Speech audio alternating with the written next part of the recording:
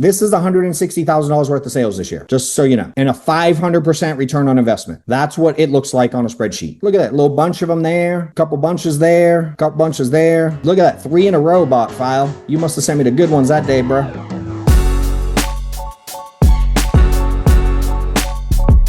And so it's just, without further ado, I want to introduce John Wetmore. I appreciate it, bro. Happy to be on, and it's wild how quickly time flies. And not many people around you got to see. You got to see you never saw me in the field though, did you? You weren't here yet. I didn't see you in the field. You had already had grown.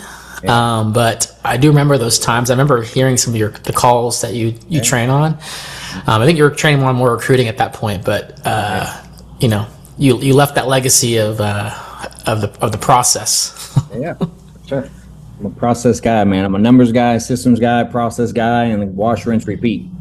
And that's, the beauty of this business is it can be that way, I believe, for anybody. And for those that don't know, I did not start out in this business any good at it at all. And that's, I know a lot of people probably have some familiar, I can't even say that word, or somewhat familiar with the story or whatever. There's too many syllables. I can't get the L and the irity out. Familiarity. I don't know how to say that. Anyway. But for those that don't, I've been in the business for a while now. I'm like an old man in the space. But I try to, I think the entire time that after I kind of changed some things at this point, the business became really easy for me, Jeremy, at some point. And it was really difficult at first, to be honest. And for those that don't know the full story, I actually applied to be in the business in 2008. And I answered a Craigslist ad to a mortgage protection ad on Craigslist. And I told the dude I was going to kill it. I'm like, can't wait to get started. Send me the thing. Send me everything now. I'm going to do class in 4 minutes. And that was the like March of 2008. And after telling him how quick I was going to get started, I got my license in March of 2010. So 2 years after the email hounding him for the code to sign up to the pre-licensing course, 2 years later, I got my license. And I dialed one day about 46 times. 7 people hung up on me, and I was like, everyone was mean and this doesn't work. And I quit. And I went back and I stayed on my accounting job 2 more years, got back into it 2 years later. My license actually lapsed, but I got it renewed just in time where I didn't have to retake the test. But I had to pay a fine that still is on my record today. So when I contract, it goes, because in Georgia, it's not a late fee. They call it a fine. It's a fine to renew it when you're late. And so every time we do contracting, still to this day, I have to answer that stupid question that's like, has a state agency ever fined you? I actually have to answer yes to that question because I got a $50 late fee they call a fine in 2010. And in 2012. And so anyway, I got my license originally in 2010. It took me till August of 2012 to sell my first policy. And I was an age lead, called someone else's leads, mortgage protection lead, went out and sold it. And I was familiar with mortgages. I was comfortable once I got in the home talking to people. That didn't bother me at all. The phone scared the shit out of me in this game. I'm not like a work a lead kind of guy. I don't come from sales. I don't come from prospecting. When I did mortgages, it was like refinancing my coworkers. You know what I mean? Because their interest rate was 6 and I could get them a 3 and it was easy as shit.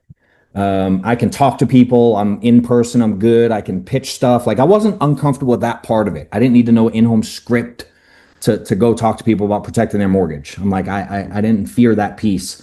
So my first sit in the industry, I did make a sale. It was like $2,500. Sold a couple Mutual of Omaha policies that are still on the books today. And I'd like to say I was off and running and started killing it from there, but the reality is I had to hit the phones and learn leads. I didn't really know leads. I didn't understand how it worked. And I spent the next that was August of 2012. So I spent the next 2.5 years kind of overthinking everything, overanalyzing things, sort of dipping my toe into leads, sort of, getting just enough to have just enough people to call, but I didn't want too many to call because I didn't want the lead go bad, and I'm like, I wanted to call them at the perfect time and, all the things. I wanted everything to line up just right. And I sold some insurance, dude. I tell everybody FFL's first year, I ended like, I don't know, I think I was number 12 in the company for the year. And somewhat a joke and somewhat real. I'm like, there was only like 13 producers that year, though. We were just such a small company. I think there were literally like 150 people at convention that year. So I was 12 by default, and I was only selling like 12 to 15 grand a month. So I wasn't a killer by any means. And the guys that were like number 1 through 8 were double the premium that I was. So I wasn't even in the ballpark of really the top people. And I say all that to say, like, I spent a lot of times trying to figure out, like, how do I make everything I say so perfect that I close enough apps this week to be at the top of the leaderboard? How do I get just the right lead or say just the right thing on the phone to overcome this objection of I already filled it out, or we need to think about it, or no, we're not interested anymore? Just the little things. I'm like, what script do you use, man? What do you say? And just all these things. And what carrier do you use? Has this one got declined, man? It's the carrier, the underwriting sucks. What one do you use? And we weren't in the same equivalent of that today is like, what system do you use? What dialer do you use? What's your pickup? All these weird things people want to know about everything. And I was that way too. And so some of this, if you don't know me, I am very good at kind of leading you down the road where in a little while I am going to whack you and be really direct with what I think most of you are doing wrong. Because throughout, and I can see a lot of people nodding their head that you already know me and you see it coming. But for those that don't, it's like I do want to relate because I do understand where you're at. And the short version of the story is, I had some people that were really good at sales that saw I was somewhat trying to do things, but I was overthinking it. And I had a couple people get really direct with me. Jeremy, obviously, I've told the story a bunch. I've had a couple people get really direct with me and basically highlight my thought process towards leads and towards the business and how broken it was, but I had to learn that. And I thought I was doing way more work than I was, and I had some people challenge me, man. I remember my first event. I'll tell a little bit of the story because I think it has a good impact. But I remember my first big event with FFL, our first convention. And for those that were on the call last week, this is a repeat of obviously that piece of it, but yeah, I think it helps. I'm going in trying to figure out all the perfect things to say for, just so I could have a 90% close ratio file. You know what I mean? If I see 8 people a week, I want 6 apps or 7 apps. And I was trying to solve that at this event. And I asked this dude, I'm like, dude, I just can't figure out how to go from 15 grand to 20 grand. Like I could not figure out how to go from 12 to 15 to 20. And for those that have been following me a long time, I'm like, yes, I didn't understand it then. And, after trying to explain to me that it was just more leads and more appointments, and that's the base of it was his point. I just kept asking him just really analytical questions. And so finally this dude asked me how many appointments I was running. And I've tracked my numbers forever. I'm a tracker. I am actually, what's funny? The other day, I told you I wish I shared this thing. I'm gonna fucking open it. So I've tracked shit for my whole life. I was an accountant, and my entire time in this business, I've tracked all my numbers. And I'm like flipping through my baby book right now. My mom saved for me. And I'm gonna show you this because it's freaking hilarious, dude. I've told this story 100 times, but I've never actually showed it. I've tracked everything forever. This is when I was, let's see what year this is. Doesn't say a year on it. I think I was like 11 at this time. And that's when I was like 11. That's my baseball schedule, like Little League baseball schedule. And then look, this is my handwritten tracking for the baseball season. For how many at bats, how many hits, how many walks, how many doubles, how many triples, how many stolen bases, and my batting average for every game in Little League. And my mom put it in my baby book with my report cards and shit. And so I am a tracker by nature, right? It's just who I am. Every baseball card set, everything, it's who I am. So when I got into the business, I was tracking everything, from day one. I just didn't know what to do with the information. It didn't mean anything to me at the time. And so this dude asked me how many appointments I run, and I know off the top of my head because I'm a fucking tracking freak. And so I tell him I average 42 a month for the year. For the whole previous year, I averaged 42 a month. And When I told him that, he laughed in my face, like literally laughed in my, like, and again, some of y'all have shared the story 100 times. You know the dude, Mark. He's one of my best friends on the planet today. And his laugh is very unique. It's like an all out belly laugh, and he's going to run around in circles while he's laughing. And you're like, where are you going? And he's just busy laughing. And so I was like, well, shit, I don't think he liked my answer.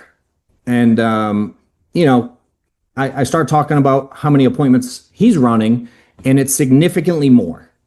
You know, he was running 100 plus at the time, and he's on stage doing all kinds of things. And I could do basic math and kind of look at my numbers. And again, I issued a decent amount of insurance that first year. But when I looked at it and I started, when he kind of pointed out the fact that I wasn't running a lot, and the way he asked the next question to me was, he goes, dude, I just got one question for you. Because again, he's on stage getting an award for issuing, I don't know, 350, 400 grand, whatever it was that year. And he goes, why do you expect my result with your work ethic? After he laughed in my face, that was the question he asked. And then he's like, all right, I got to go. And he disappeared, like off into the dark alley or something. And it just let me, you ever like someone says something to you and you just can't sleep, and you can't stop thinking, can't stop wondering. And you're like, dude, I see something I've never seen before in my head. Like it just opened up this window. And so I go back to my nerdy spreadsheet because I had already had it. It's not like I started tracking numbers because of this dude. I already had all my stuff tracked. And I still have the spreadsheet to this day. Sometimes I share it on screen. Sometimes I don't. Jonathan, it was, why do you expect my result with your work ethic? That was the question he asked me. So my question to y'all, and I don't know anything at all, but it's like, if you're not presenting in today's world, telesales, if you're not making 25 full presentations a week, and you're not happy with your money, the question to you should be, why do you expect my result or someone else's result with your current work ethic? It's just, the question is, why do you expect it to be here when you're here activity wise? No right answer, no wrong answer. Just the question is why, you know? And so I go back and I start looking at my numbers, and somewhere in here I have the damn, can you bring me a book, Reese? I go back and I start looking at my numbers, and I'm looking at all my activity, and I'm kind of trying to look at stuff. And I remember that year in 2013, when I was part-time into 14, there was a stage where I was making about $4,500 a month. It was under $5,000 a month. I was looking at my 2013 numbers, my first full year, 12 months. It was kind of 2013, kind of 2014. And I'm looking at my first full years. I was depositing on average about $5,000 a month at the time. And at the time I was making about 300 phone calls a month.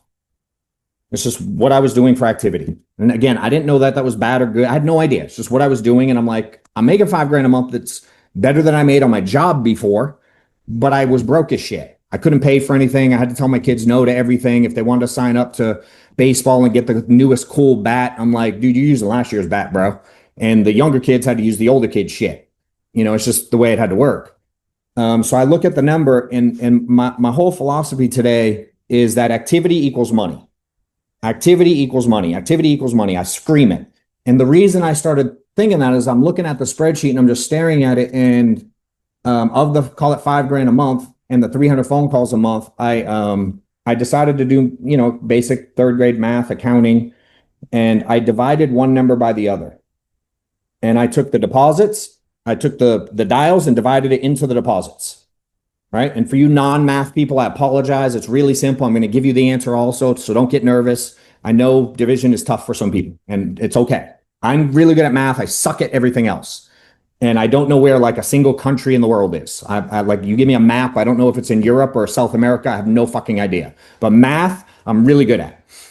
And so I do that. And if I divide the $5,000 by 300 dials, the answer equaled $17. And all that meant is every time I made a phone call, one phone call equaled $17. So 300 and something dials times $17 equaled the $5,000.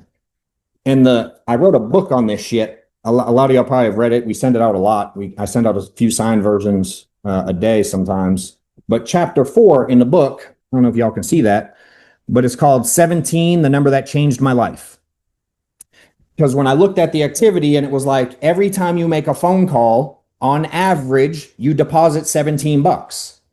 And I was really frustrated by the hangups and the people telling me to kick rocks and all the things.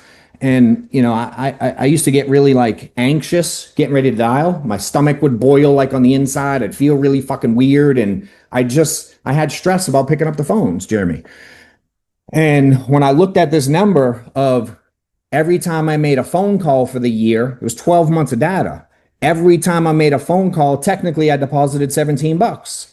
And that was inclusive of chargebacks. That was inclusive of missed sales. That was inclusive of no shows. That was inclusive of the people telling me no and to F off and why are you calling me and all these things. And it opened this reality to me like, yo, all that stuff I was pissed about, like even when they don't answer, I make $17. They don't even got to pick up the phone and I get paid. I was like, what the fuck? Why didn't someone tell me this shit earlier? And I became pissed. I'm like, why was the convention not, this is the answer. Activity equals money, and here's the proof. I just wish that people didn't overcomplicate it and tell me I had to have 17 steps to success and a 43-page script and all these documents to make shit happen. I was so annoyed because I was looking for the magic there. And for me, the magic was, dude, no matter what they say, you make $17. Who gives a shit? And it changed the way I looked at the business, because the phones was like, you ever hear that phone is 200 pounds or whatever the saying is for people? I was that guy. I quit because of the phones after 45 dials. So I feel like I can relate to a lot of people who are nervous in that situation. Now the question was, now that I had the information, which you all now have, and I'm going to continue to give you more of it, and I'm going to show you some more proof of this in the way I look at the business here in a minute. Because I still track everything, and I've seen a few people post about the tracker already, which I appreciate, because there's a shitload of people using it. I am going to give you some stuff, but it's like, now that you have the information, John, what are you going to do with it? Because information is useless if you don't use it, right? And I got all this other people get a lot of information about how many sales being made from Goat Leads file, and don't nobody do anything with it sometimes. They see all the top producers promoting it and putting it out there and saying, hey, you should buy more premium leads. Stop limping in and putting $200 a week into leads. It doesn't fucking work. But people don't do something with the information. They just choose to hear it and think it doesn't apply to them. And so I look at this information, man, and I'm like, $17 a phone call. I'm only scheduling 42 appointments a month at the time of field sales back in the day, Jeremy, when we had to go to their houses and drive all over God's green earth to make it happen. And then I decided to go, how much do I make per appointment? You know what I mean? And I'm like, I started doing the math through 2014. And that year I was issuing like 15 grand a month. And I don't remember those numbers off the top of my head, but 15 grand a month, however many appointments I was running at the time, dude, the number was like $300 every time I booked one. So I didn't even have to sell it. Just if I booked an appointment, John Wetmore deposited $300 as long as I did all the shit in the middle, the best I could. And at the time, dude, I had a way, way, way under 50% close rate. I say 40%, but I think I rounded up from 30.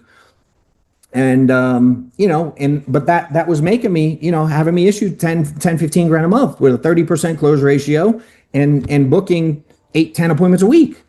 So something was happening. I was selling insurance. I just didn't have any money left at the end of the month. All right, guys, if you'd like to attend my office 2-day workshop event that we put on 2 or 3 times a year, spend 2 full days, a deep dive into everything you need to know to be successful in the space, whether you're selling or whether you want to build an agency, whether you want to learn how to run a staff, recruit, sell at a high level, whatever it is, we dive into it. Again, workshop style, so super interactive. I run them every 2 or 3 times a year. There is a wait list. If you go to johnwetmore.com/workshop, you can put in your information and we will let you know when the next one is. There are 2 levels only. There's a basic ticket. You sit in the back of the room and you can attend, but the executive ticket is access to a private mastermind at my house where we have a full dinner. We spend 3 or 4 hours there as well, engaging with each other and learning at a deeper level, a little bit closer knit. So if you want to be at the next one, register at the link. Later. And so I was like, I got to solve this. And sort of after looking at the numbers and the stats and the ratios and kind of hearing some other people go like, they're just working harder than I am. I went like, dude, I don't think I'm as good at sales as this cat. Like, I can't speak like he speaks. He was a phenomenal speaker. I'm like, I could never do that. I mean, he's on stage dropping bombs. I'm not that guy. I held out on getting my bachelor's degree for 5 years because I didn't want to take my final class, which was public speaking. It took me 5 years to do the last 3 credit class of public speaking to get my bachelor's in finance. They make you take public speaking. And I didn't want to do it. So anyway, I say all that to say, at that time, which is why the title of the book is the title of the book, I looked at my numbers and I said, what if I stop all this trying to get better shit? And I just say, fuck it. And I go do a whole bunch more with what I got. Like, what if? What would happen? What would it look like? And I just decided to challenge myself to an activity number and then track it and compare it to the previous year's activity. No different than if I go to the gym and I'm trying to get in better shape or bench press more or lose more weight, and I track my calories or I track my food or I track how much weight I lift, right? I go to the gym week in and week out. If I'm bench pressing less or the same in 3 months as I am today, it means I'm not challenging myself. I'm not pushing. I'm not trying to get harder. You know what I mean? I'm just kind of maintaining. And so I decided to put some numbers to it, and I reverse engineered with the numbers I knew how to make 250 grand. So in 2015, my goal was, how do I make 250 grand? And because the most I had made on a job ever was 40 or 50. And I probably netted 80 grand, after 70 grand, something like that, my first full year at FFL, which wasn't awful, but with 5 kids, there wasn't any money left over. So I reverse engineer how to get to 250 grand. I decide, forget it. Let me hit a certain target of numbers and I'll just share the numbers then. They'd be different now in telesales, but I'll just tell you what it was when I was in the field so you understand my thinking. My math was going to be, in order to reverse engineer it and hit that number, I had to schedule 1,500 appointments based on my averages for the year. I had 12 months to schedule 1,500 appointments. Monthly, that equaled 120. Weekly, that equaled 30. Right? And I had so many days to work, and I'm like, here's what I got to do. I knew my phone calls. I knew what I had to do to hit the appointments. And I was just like, fuck it, this is a math game. Let's go play math with an insurance license. And who cares what they say, because I know what I make every time I do something. Let me just keep doing what I'm doing. I'm not going to change shit. I'm just going to do more of it. If I suck, I'm just going to suck more often. Let's go. And I was okay going into the year like that. And that led me to 468K that year from one change.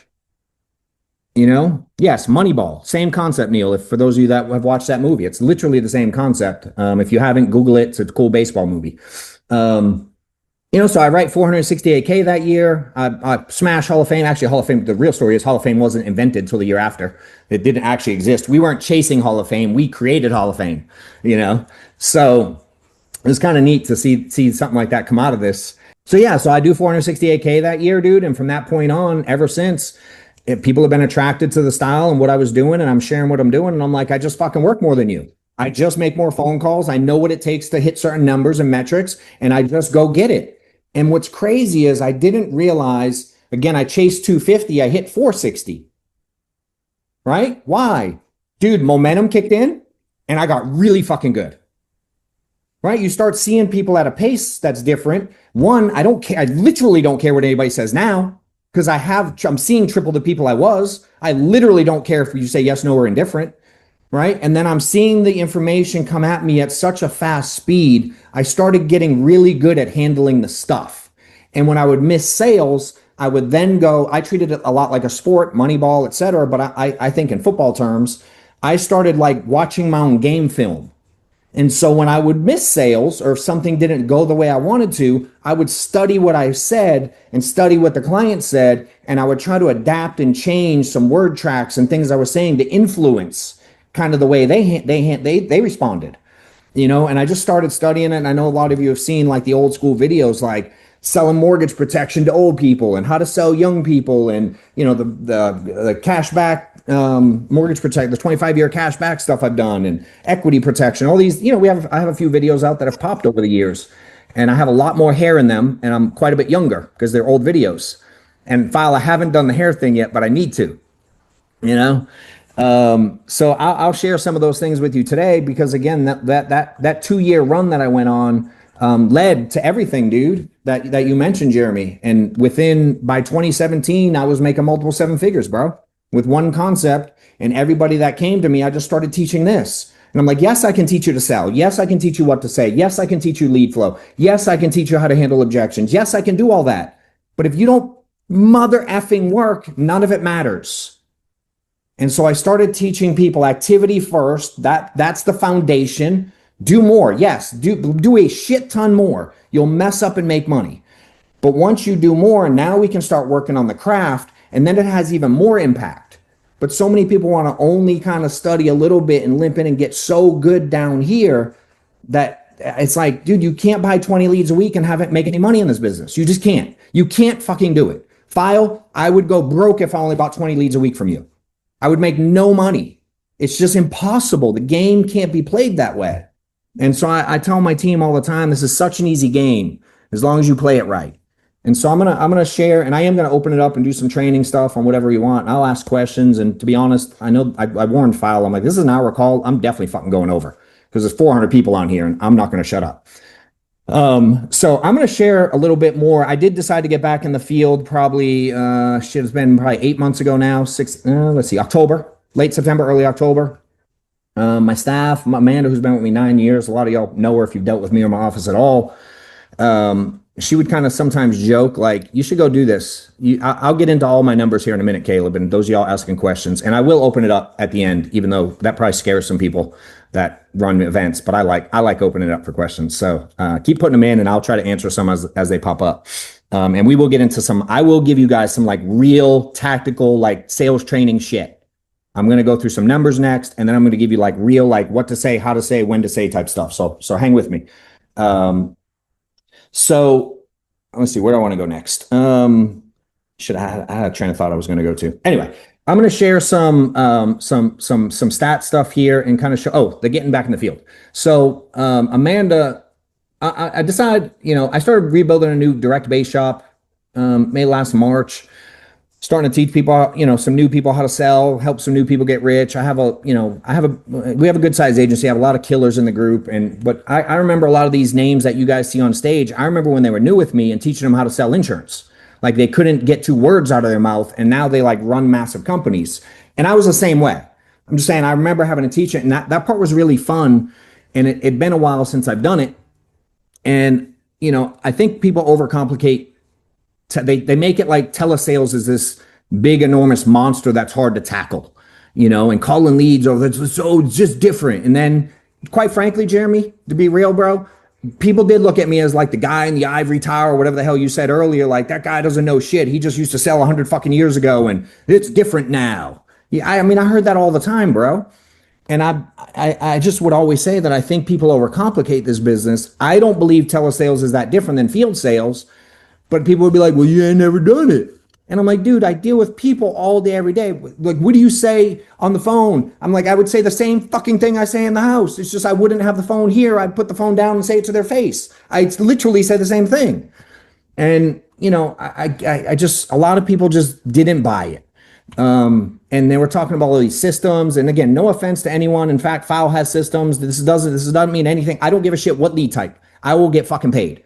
I don't give a shit what system, what dialer, I don't need anything to make money. And after a while of people kind of whining and moaning and kind of not taking it seriously because I hadn't done it in a long time, they hear me and they appreciate it, Jeremy. But I think deep down inside, they were still like, that fool don't know what we're going through.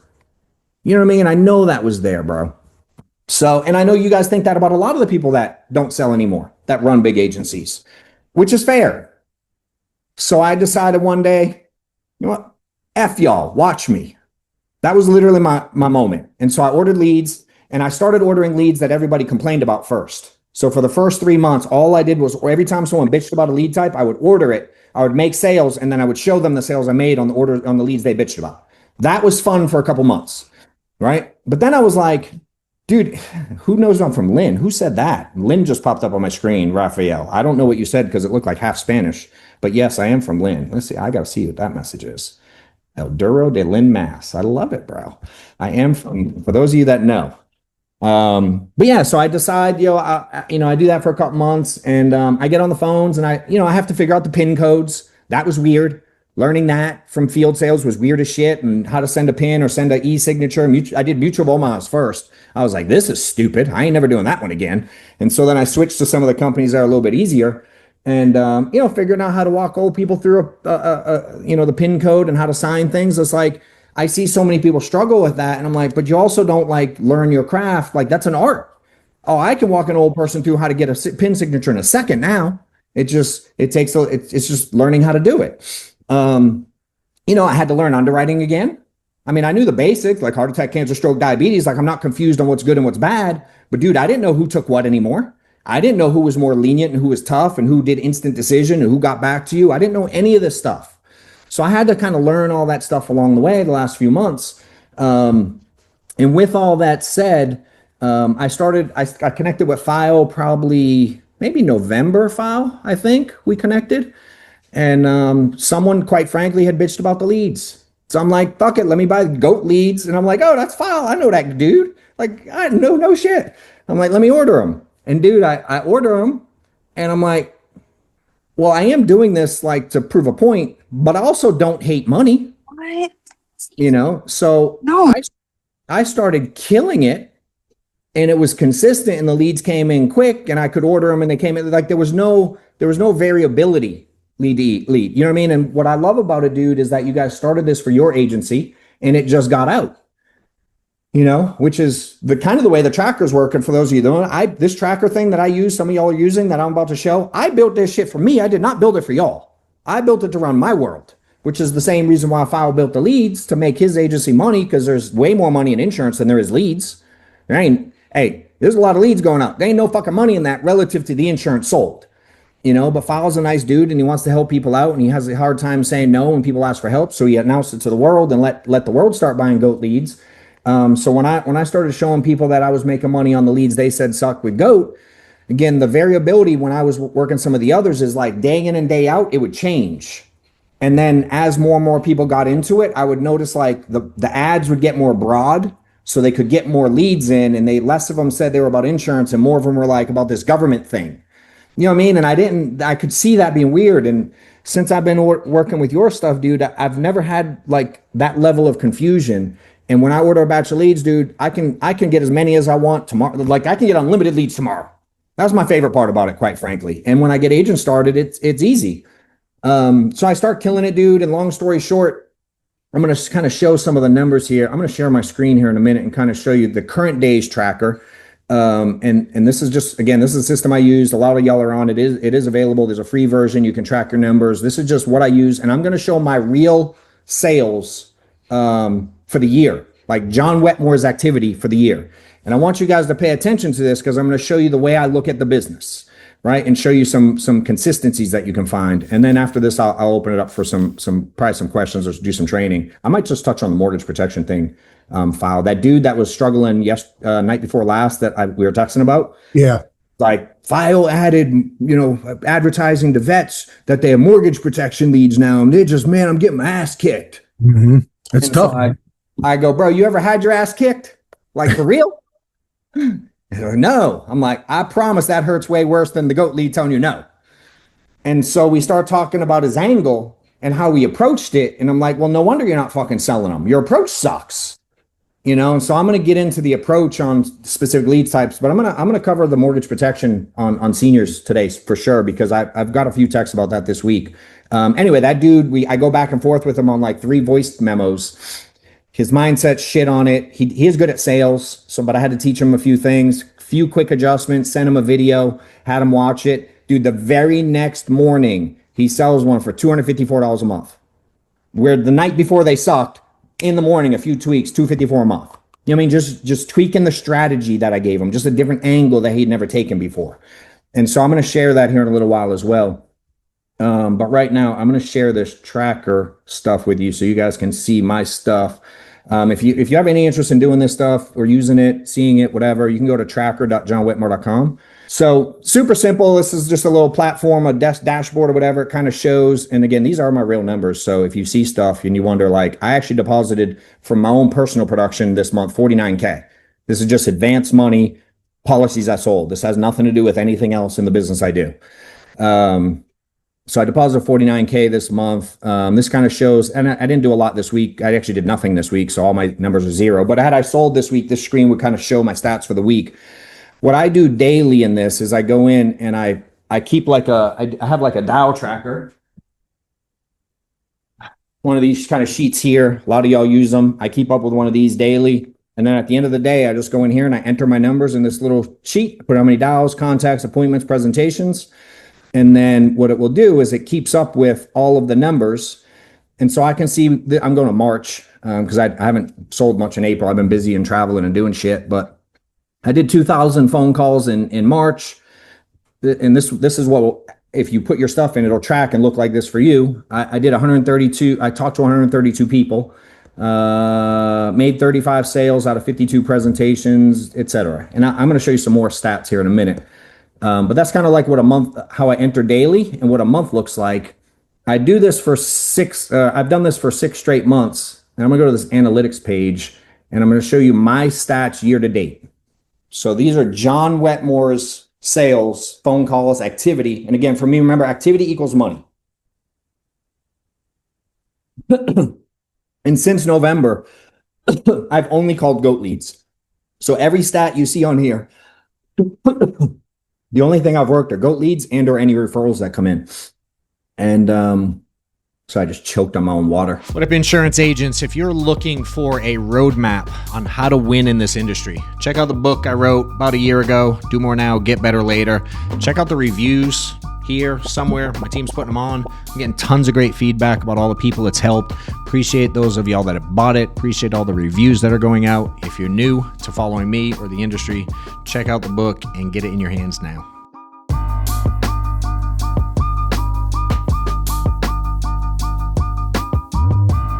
Year to date so far, John Wetmore's made 6,056 phone calls. What dialer to use? I use this one right here, this little AT&T cell phone. Every single one of the 6,000 phone calls is on this. I use no system. I use no nothing. I don't use a headset. For those of you that see my videos, I take this and I put it on this and I dial on speaker.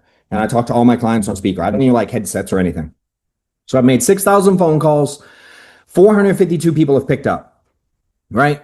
So 5,500 people did not answer the phone or phone calls. 5,500 phone calls did not answer, right? Out of that, I presented 177 times. So 5,900 of my phone calls I did not present to. I made 112 sales, which means 5,944 phone calls I did not make a sale on.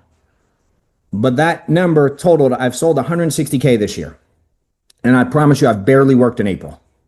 You can see right here, I've done $6,000 in April. That's my number. Y'all can see it right here. $6,000 is all I've sold in April out of the 160. So January, I sold 40K. February, I sold 67. March, I sold 48,000 on 6,000 phone calls. And so for me, I go, if I told you could make $160,000 in 6,000 phone calls, how quick would you make 6,000 phone calls? And would you give a shit that 5,500 people didn't pick up? And the reality is, File, as you know, dude, people message you all day long that these lead batches suck because people don't pick up, right? You go, no one answers the phone. I'm like, yeah, no shit. I play the same game. 7.5% of my phone calls answer the phone. So if I make 100 phone calls, 7.5 pick up the phone and say hello. So I'm working with a 7.5% pickup rate. So if you're like, no one picks up, me either. Right? But that's what we got to work with. So all my work can't happen till I make this happen. So my goal is to make this 7.5%, Jeremy, happen as fast and as often as possible. The quicker I can get those up, the quicker everything else in the funnel can happen.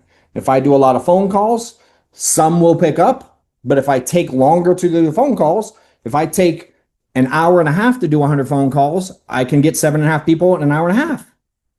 If I take 4 fucking hours to do 100 phone calls, it's going to take me 4 hours to talk to 7 people. Some people don't do 100 phone calls in a day, and you're sure as shit not going to talk to 7 people in that day, right? So I get 7.5% pickup. My close ratio this year, now, and I always say this, dude, I have no advantage to dialing. You dial, I dial, it doesn't matter. They don't know John Wetmore's calling. They don't go like, oh, just goat's calling, let's pick up. Like that doesn't fucking happen. So we're working with the same numbers there. Now, once they pick up, I'm probably better than some people. Like I don't suck at the sales side. So I close 63% of the people that I present to. Approval rate's 97%, meaning if I write an app, 97% of them get approved on the spot, like right away. The other two, they got referred to underwriting. I missed 2 apps all year. They went to underwriting and whatever. They didn't get approved real time. 26% of my sales are paid same day draft. So for those of you that struggle with draft dates and say, nobody pays right away, I'm like, you're probably doing something wrong. Let's go to, I'm going to give you some kind of ratios. For me, it takes, on average, it takes me 54 phone calls on average to make a sale.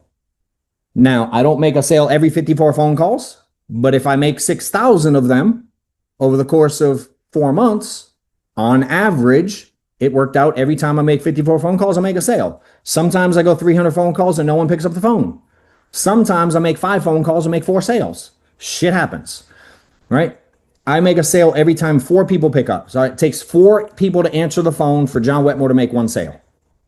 So every time I get 4 on, I'm going to sell 1 statistically. So if I'm having a bad day or a bad hour and I'm like, man, the last 5 people told me to F off. Dude, I'm 100% sure the next few people someone's going to buy. I just know my numbers so well that I don't get stressed out. I'm like, I'm just that much closer to a sale for me. Every 34 phone calls, I make a presentation, and basically every 1.5 presentations, I make a sale. That equaled 160K. On average, I sell $1,400 a policy. My total deposits this year are 130 grand. I have 3 grand pending, and I've only spent 21 grand in leads this year. All goat leads. That's all I've bought is goat leads this year. It's a 506% return in 6 months. I don't know where else to get that kind of return. If you did like nerdy math and went, what's that annualized? It's a ridiculous return. Now, again, remember in the book, I made $17 a phone call. It was upside down. Now, today, every time I make a phone call, I sell $26.47 in premium. So every phone call, activity equals money for me. So every phone call I can squeeze in a day, $26.47 drops out of the sky and hits me in the head. That's just how I look at the business. I don't have to do anything. If I pick up the phone right now and call a random number, I make $26. That's just how my mind works. Do I have to close one? No. Do I want to close one? Yes, it helps the stats. But do I give a shit if I miss a sale? I literally don't care. Because I know if I keep doing the reps and I keep doing what I'm doing and saying what I'm saying and asking the questions the way I'm asking them, on average, it's going to work out for me. Every time someone answers the phone, I sell 300, and I probably make it because my comp doesn't suck. I actually sometimes deposit more than my AP. If I don't think anyone's confused, I'm at the top comp in the company. So I make $354 every time someone picks up the phone. So you lose your shit when you get hung up on, and then you send Foul a text that the leads suck and they don't work, and you need a refund, and can you get a credit, and how do I respond, and how do I do all these things? And I'm like, dude, I made $350. What do I give a shit? I paid 20 for it. I made 350. Who cares what they said? Right? And I'm going to skip appointments because that's convoluted how I explain it, because I'm not running in home, but I do count a presentation as an appointment. And I book a little bit. I'm mostly all 1 call closes. I'll show you that in a minute too. But every time I present, I make $905. So if I sell it or not, $905 falls out of the sky and lands in my Porsche. It doesn't suck. And then I keep track of like sales by lead type. So you can see I sell final expense, I sell vet, I get some referrals, I got some current clients, I sold an IUL here or there. This is my carrier spread. Those are the carriers I sell. Kind of pretty even mix between the top 3, Americo, Ethos, Trans. I sell a little bit of Corebridge. So very little of my shit's guaranteed issue. And some of these Corebridge are they're simplified. I bet all year, I've only sold 5 or 6 guaranteed issue policies all year. 5 or 6 maybe out of 113. So the overwhelming majority of my sales are not guaranteed issue. So for those of you in the final expense world that say like, too many, everyone's sick, you can't sell shit. My answer is you're just doing it wrong. And so you can see 103,000 of it is 1 call closes. Some of Fowl's leads do call in, right? They see the phone number. If you order premium leads, for you cheapos that limp in, you probably don't get that. I don't think they get that file. I really don't know. But I think it's just on your premium. If I'm not, you can correct it. There's some on standard. It's just not as much because of the way we have to do it. But got it. Okay, cool. So you get more of them if you pay more. More people call, but it's not a lot. I mean, 16, so it's what, 10% of my sales.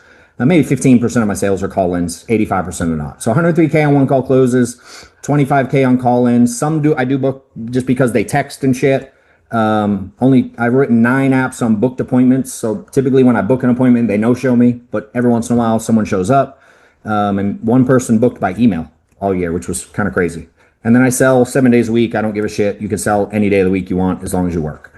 So those are kind of John Wetmore stats, what the year looks like for me. I can dive into this thing. I can manage my clients in this tracker. I can go in and keep up with stuff and see when I'm getting paid. And you can do all kinds of shit in here. You can keep up with deposits and see leaderboards for your team. So I can kind of come in here and see my personal production for the year, the team. I can see all kinds of shit. We track our issue paid and debt in here. I'm not going to share the debt screen because probably some of y'all are fucking on it. So I'm going to be nice and not share it. Otherwise, you'd see your name on the screen and you'd feel really uncomfortable that you rolled me debt and you're still on here. But, you know. So with that said, I think I'm going to transition a little bit over into some sales stuff. But again, that's how we track some stuff. There is a free version. There is certainly a pay. I do see your question, Caitlin. I'll get to it in just a minute. There is a free version. For those of you that have been following me for a long time, I've always given out a Microsoft Excel version of the tracker I always used for years. I think 1,000 people downloaded that last year. And that's always free. This tracker, if you just want to track your daily activity and see the stats, like just your daily activity dials and stuff, that's free. You don't have to pay for that shit. I will always give the tracking portion out free, but the system does cost money to run.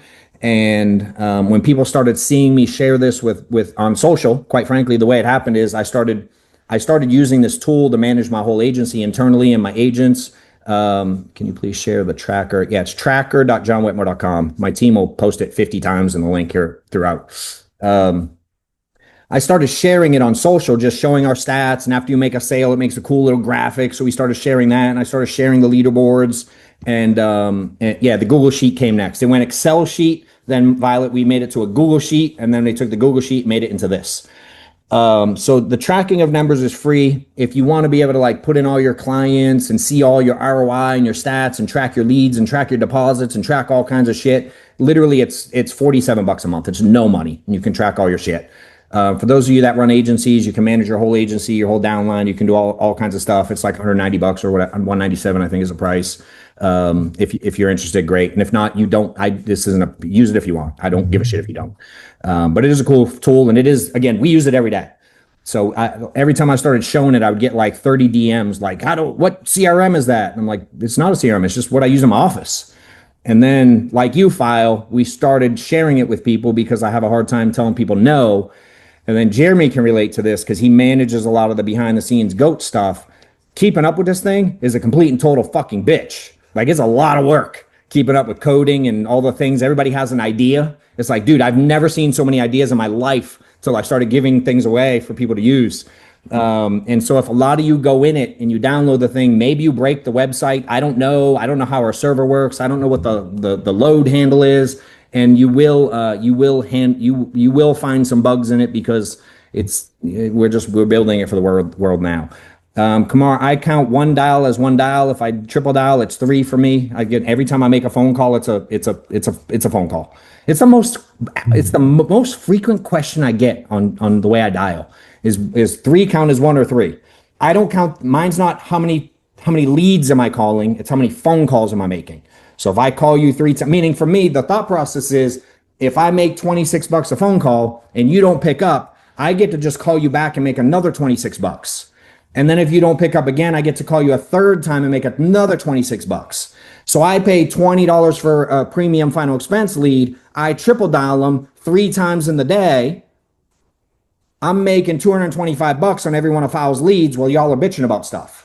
Because I call them 3 times in a row, 3 times throughout the day. So I call one lead 9 times in a day. I make 200 something bucks a lead, File. So I appreciate you. Keep printing them. I'm gonna keep printing money over here. You know, I literally don't care what they say. Again, do I want them to pick up? Sure, it helps the equation.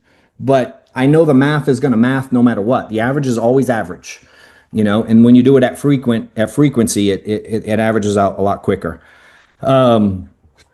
So anyway, I lost my train of thought. Caitlin, you had a question? I'm gonna let you ask while I think about what the hell I was saying. Yeah, first, thanks for answering my question in our team meeting on Friday with Riyadh. Oh, hell yeah. I'm almost at my goal now for the month.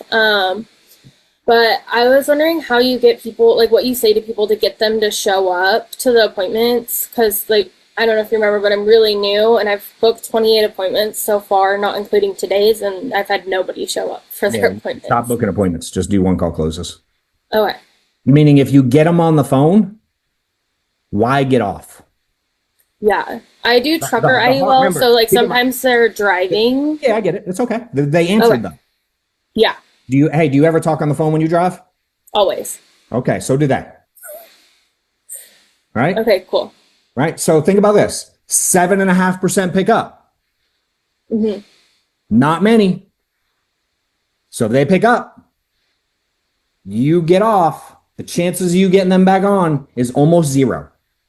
It's I promise you this, it's closer to zero than it is 7.5%. Does that make sense?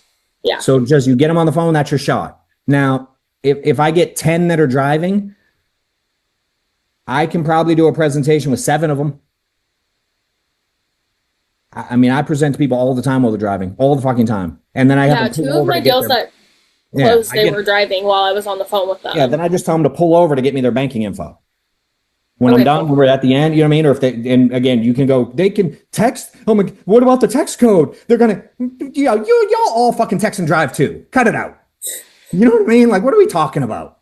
So it's okay. Now I hope they don't crash while I'm sending them a text code. I would feel bad. You know what I mean? But it's so rare of an occasion. And again, I think one of the mistakes a lot of people make, Caitlin, and this isn't on purpose, but you start using really broad statements for shit that happens sometimes. If you get 10 people to pick up, the amount that are driving on the interstate right now is not 1 out of 10. The overwhelming majority are sitting on their ass. You know what I mean? So it's just not a big majority. It happens sometimes, yes. So don't get caught up in like, how do I handle, oh my God, here, when this thing happens only a little bit. It's a great question. Just don't get caught into the trap, you know? And it's like, again, I'm busy, I can't talk. I'm like, if you were that busy and couldn't talk, you wouldn't have picked up.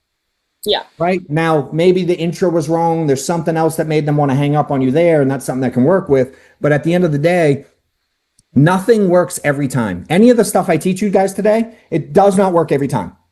None of it works every time.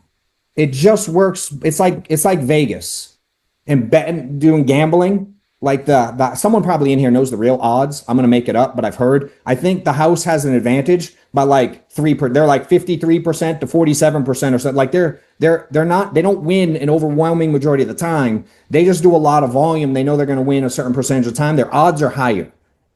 But imagine on like craps. They were like, man, the guy this morning, he fucking hit and won $4,000. Craps doesn't work. You know what I mean? Be like, well, that's probably pretty stupid for a casino to say. Because the overwhelming majority of the time, someone puts money on the black or the red, they lose. So we can't get caught up on the guy that walked away with a big stack every once in a while. It's just part of the game. Sometimes the casino loses. You know what I mean? And sometimes you're going to lose. It's okay. But if you run the numbers the way the numbers are supposed to be run and you keep track of them over the course of 3 months, 6 months, you'll start to really understand your numbers. The mistake, did I say craps, roulette? Yeah. Thank you, Holly. I'm retarded with a lot of things. In my head, I said roulette. Craps is the one I don't understand. It's always exciting as shit around the table and people are doing all these things and I don't know how the game works, but it looks really cool. I think so many people they start tracking their stuff and they'll be like, so tomorrow someone's going to track some stuff, right? And they're going to go, my pickup rate wasn't 7.5% Friday. This doesn't work. John was lying. So no, the law of large numbers.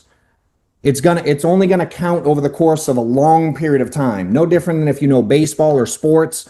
If a guy on day 1 of the season goes 0 for 4, dude, it doesn't mean his whole season's gonna suck. And if he gets down in the dumps over one game and he doesn't go back to the drawing board and start practicing and get in a lot more bats over the course of the season, however many games they play, they bat 400, 500, 600 times a year. It averages out over the time. He goes 0 for 4 at the end of the year. It's not going to adjust his average at all. It's not, your literally average won't move at all. So meaning I've done this so long, my stats, like how much I make per phone call, one day, because I've tracked numbers for 15 years, I could make 1,000 phone calls today and have no one pick up.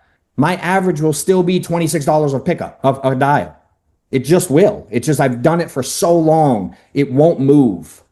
Which then it just means, again, if I go over 1,000 today, tomorrow's going to be a dope day because the averages are going to work out. Eventually they just are.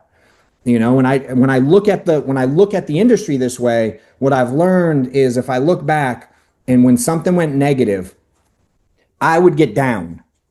Right. And the best example I always use is if we all went to another country right now, pick a country, wherever it is, whatever continent it's on, and they don't speak English at all. No English. Right. And they don't speak whatever language you speak that's not English. Y'all don't speak the same language. Fair to say you would know if someone was sad or pissed. Yes, Caitlin? Unmute. Yeah, absolutely. How would you know? Body language. You could tell. You can like feel the energy in what somebody's saying. We were ingrained with that ability. Yeah. It's hard to explain why we know. That's a really difficult thing to explain, right? So think about you dialing. If you're in the phone and you want to hang yourself because your last 12 goat leads didn't pick up and buy, and you're down and you're sad and you're depressed, do you think the next person that picks up doesn't feel that energy? They absolutely do. Okay. Now, if they feel that energy, do you think they're fired up to talk to you? No. Do you think it helps your odds of selling or hurts your odds of selling? Hurts, definitely. Okay. So if you can't control that, your odds of selling drop dramatically. It's not goat leads that suck. It's you that suck. Yeah. At controlling your emotions. And that affects the transaction. Why? Because it's a feel. And who the hell wants to do business with someone like that? Right? And so a lot of us tend to bring that on. Why don't I get depressed anymore? I made 26 bucks. I don't care what he says. And it's going to be dope content when I record it and put it on social media. I mean, I literally don't care. I do not care what they say. In fact, someone yells at me and hangs up on me. I call them back. Why? I want to see what they say. It's fun. And I make another 26 bucks. If you've been looking for a tool to help manage your day-to-day activity, your clients, you can text your clients post-sale. My phone script, as y'all know, I hate scripts, but the structure and phone script I use is in here. There's leaderboards. You can track deposits, leads, all your analytics. You can get my tracker at tracker.johnwetmore.com that I personally use to manage my entire business and my entire agency for you agency folks out there. Feel free to check it out. The dial tracker is free. It keeps up with your daily activity, lets you know how you're doing day in and day out. There's cool badges you can earn. It keeps track of your hours worked, talk time, the whole deal. For you agency folks, this is something my team uses internally to manage all of our issue paid, all of our leaderboards, all of our debt.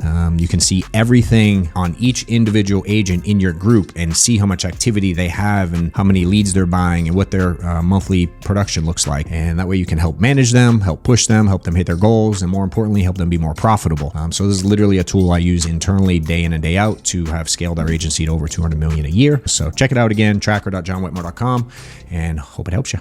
And Can I ask you a question about environment then? Yeah. So I have a really good mindset, like personally. I think it's funny when people tell me to fuck off and then I sell them. It's my favorite thing to do. Yeah. But the place that I live in, there's not much money here. Like people are kind of just like living to survive. Yeah. And so I'm trying to decide right now if I want to prioritize like getting out here, getting out of Idaho where people are like ambitious and people are making money. Get away from Jeremy. Run. Because I thrived in Portland really well when I was in that environment, but I don't know if I want to prioritize investing in moving to improve my environment or like investing more into the business and building the business. How much do you sell now? So my first day dialing was last Monday. So far I've done just under 7,500 IP. So AP. If I were you, so how much did you spend to make the 7? 0. Riyadh gave me the leads. Fucking hell yeah, Riyadh. Where are you at, dude? He gave me 60 I know you're in here leads. somewhere. He was texting me. There's too many people in here. But yeah, good work, bro. So now the question is, you make money, you invest it back into leads. How many he gave you? How many leads? 61, and then he gave me another 20 since we talked on Friday. Okay, so 80 leads equals $7,000 for you right now, right? And it's some weeks it's going to be $1,200. Some weeks it's going to be $15,000. It's going to go up and down. But for me, what I would look at is like, if I can go at this for 30 days in the current environment, you're making $7,000 on 60 leads. If it's get more leads or pay to move, get more leads. Right? Pay to move. How much does paying to move make you? Nothing immediately. Okay. How much does 80 leads make you? Over $7,000. Okay. So do you want to make nothing or do you want to make 7,000? Yeah. That's the 7,000. choice you got to make. Right? For me, it has nothing to do with environment, not environment. You made $7,000 in your environment now. Who gives a shit? Yeah, for You know what I sure. mean? And again, the next 30 days, 60 days, and I come from an environment like that. My family's very negative. I'm very negative. My environment was very negative, so I can relate. But if the choice is buy leads or move, then it's no money or make money. Right? So you got to prioritize what's really, it's like, what's more important to you? Money or not money? Right? And because Yeah, that makes a lot more sense. I know like so many like millionaires and billionaires are always like, move, get out of the environment, do that immediately, and then you'll get it. But like, that was kind of where I was like, okay, like, yes, I understand environment's important, but also like, I want to grow as fast as possible. So growth, then you got to decide which one's more important. It sounds like you just answered your own question. Yeah. I love it. All right, I'm going to get into a little bit about. So for me, it's like I've dropped again for my answer. I like spending $2,000 a week on leads. I like easy. I like making money fast and easy. Right. So what I always say is people buy $500 worth of leads. What's that get them for goat leads? New ones like 25 or something like that. Jeremy, 25 leads. I go, if you spread that out over the course of 5 days, now you only get 5 leads a day. Like, that's a really stupid game plan. You have no one to call. You can't play the game the right way. You got nothing to do half the day. It's just, I go like, you need a lot of people to call. New leads, new leads don't make you good. So if you buy brand new leads and you think that's the magic, you'll be pissed in 2 days. So if you can't get enough of them to speak to a lot of people, again, 25, 30 presentations a week is where the game is at. Right? My suggestion to all of you is learn how to write 10 apps a week. If you write 10 apps a week consistently for the next 12 months, you will be rich next year. How do I write 10 apps a week? You can't do it on 30 leads. I mean, and the one guy on here that can do it, we'll give you a high five and get out of your way. Keep doing what you're doing. The overwhelming majority of us can't do that. Right? So for me, I go, if I need to present 20 to 30 times a week, I certainly can't do that on 20, 30 leads. I have no shot at the averages averaging out. Right? Present 25, even if you close 50%, that gets you 12. So if you suck, if your close ratio is not 50%, you need more than 25 presentations a week to do 10 apps. I was trained on this file that you're going to have 3 chargebacks every week, no matter what. If you only sell 3 applications a week, those will be the 3 chargebacks. So you may as well sell 10 so you don't have to worry about the 3 that charge back. That's how I was taught to run the business. So for me to make 20, for me to make 20 presentations a week, again, I'm closing 60% is my number. It wasn't always that way.